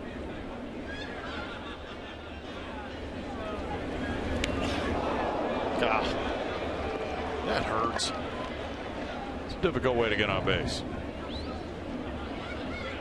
2 men on down. It's Marwin Gonzalez, 1 for 4, an RBI single in the 5th inning. Foul back for strike 1. Only about 245 more hit by pitches to catch Craig Biggio. That's not one tradition he wants to fall into. Yeah, I think everybody will be happy giving that one to Biggio for a lifetime.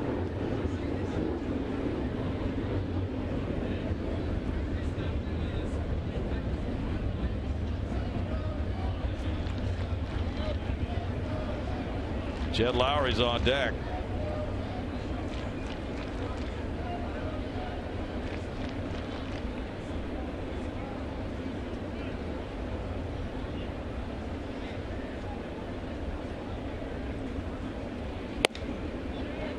One and one.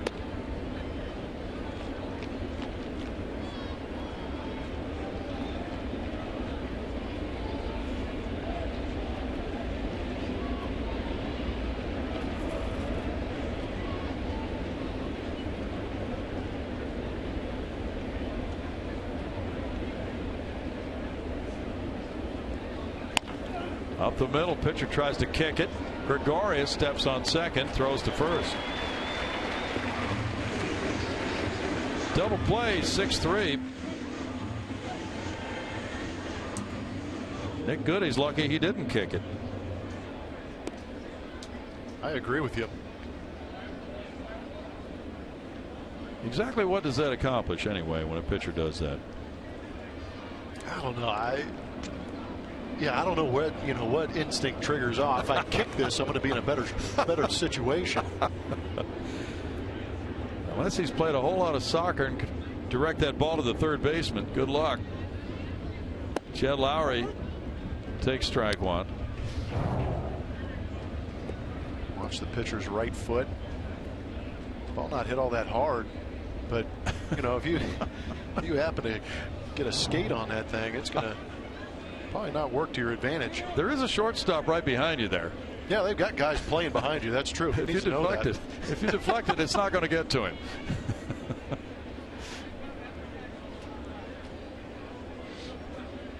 Chris Carter on deck. Well, it's just that quick response. He's trying to stop those balls up the middle, but that's what's changed so much about things. It used to be when a pitcher was out there, the middle was wide open, and so I think that's why a lot of those guys came up with that kind of a quick reaction to try to prevent a hit. But now with all the shifts on, it's sometimes preventing a double play. In for a strike, 1-2.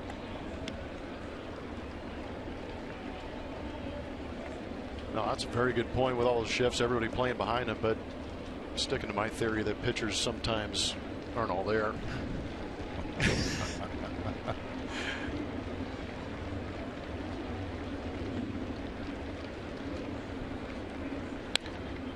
Lowry fouls it back. Lowry's had a tough day. He's hit the ball well a couple times, nothing to show for it. Yep. Last time up, Beltran robbed him in right field, so now he's 0 for his last 18.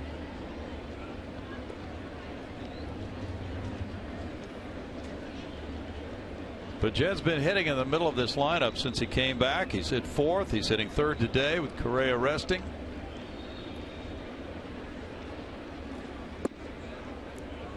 It looks like he has his eye back at the plate. He's working some long counts. But when a guy misses a couple of months with an injury, it's just not that easy to come back and resume the timing, especially with the month of April he had. He was lights out in April.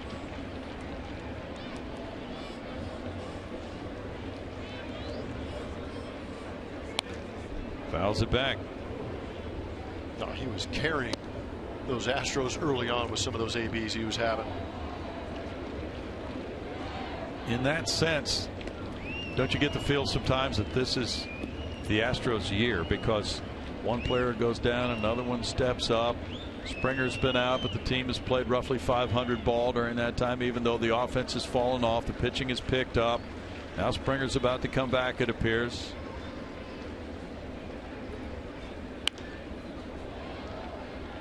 No, you definitely need those things to go your way. This has been a team that has picked each other up.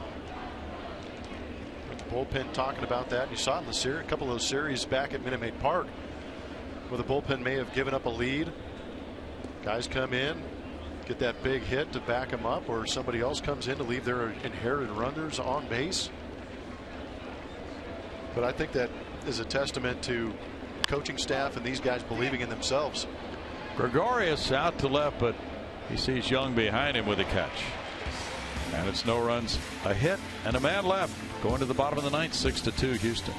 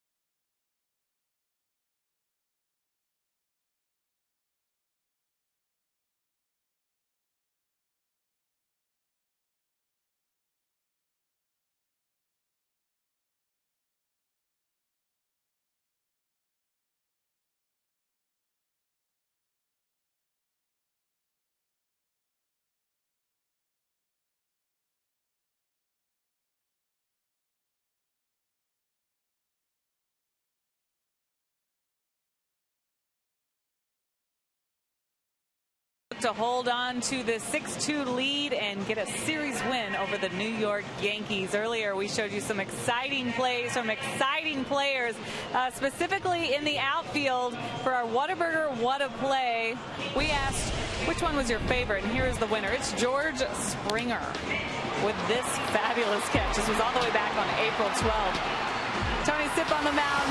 What looked like it was going to be a grand slam by Alex Rios. No, not so much. Springer robbed him. They went on to win that game, which, hey, these games against the Texas Rangers, every one of those count a lot here as we get to the end of the season. George Springer making his way back, though, from the DL with that right wrist fracture. Going to take BP again with the team on Friday, and then looking maybe to a rehab assignment, guys. But great catch there, don't you think? It doesn't get bigger than that. It saves a grand slam in a game the Astros win. Yeah, no, we keep talking about the offense and what this guy, the energy he brings, but you can't forget about what he does on defense. He's a weapon out there. Now Will Harris takes over on the mound. In 50 games, he's 5-2 with a 1.47 ERA. You spoke about him earlier. He's been absolutely fabulous. He throws ball 1 to Gregorius, who ripped the 2-run homer in the first. He has a single. He's 2 for 3. Pat Neshek in 1 inning allowed no hits, no runs, had 1 walk, 1 strikeout. Tony Sipp 2/3 of an inning, no hits, no runs, 1 walk, 1 strikeout. It's 2-0.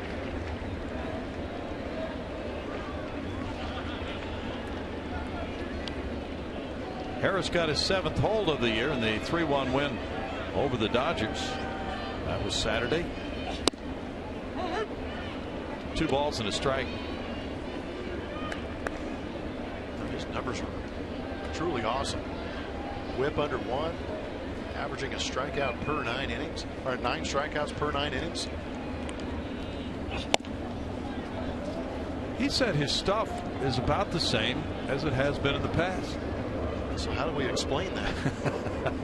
Because I think it's great. I mean, he doesn't, you know, the radar gun's not going to get lit up. He can maybe crank up to 93, 94 miles an hour, but he is straight over the top, but creates just a little bit of cut.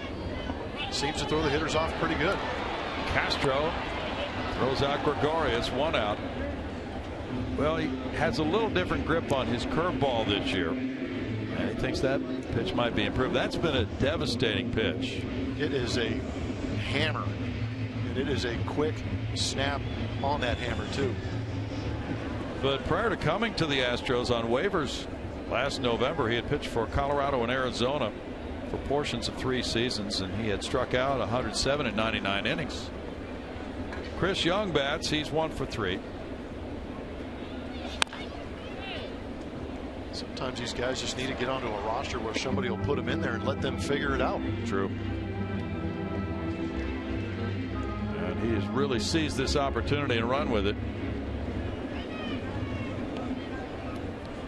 He leads the club in relief innings. This is his 56th inning in relief. 3rd lowest ERA in the American League among relief corps guys. Liner foul. Makes it 0-2. And just his readiness to pitch so many times has really helped. Mark Teixeira's on deck. Brendan Ryan is due up next. Yankees down to their final 2 outs in this game.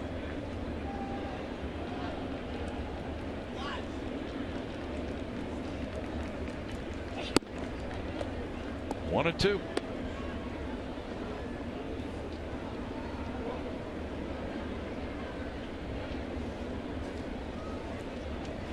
Even though the Yankees have fallen out of the AL East lead, they are the wild card leaders right now. 2 balls, 2 strikes. As of now, it's the Yankees leading the wild card race. Texas leading for the 2nd wild card spot. And then the Angels are a half game out behind Texas, tied with Minnesota. In tight, and it's 3-2.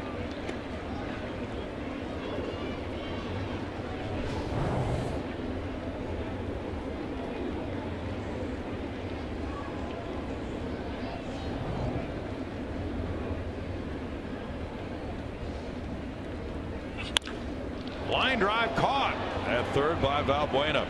2 outs. Stay tuned after the game as Kevin Eschenfelder and Mike Stanton break down all the action from today's game, plus interviews from the clubhouse and much more on the Astros post-game show presented by Houston Methodist. Now Mark Teixeira pinch hits for Brendan Ryan. With a .256 average, 31 homers, 79 runs batted in. He's been troubled by a leg injury.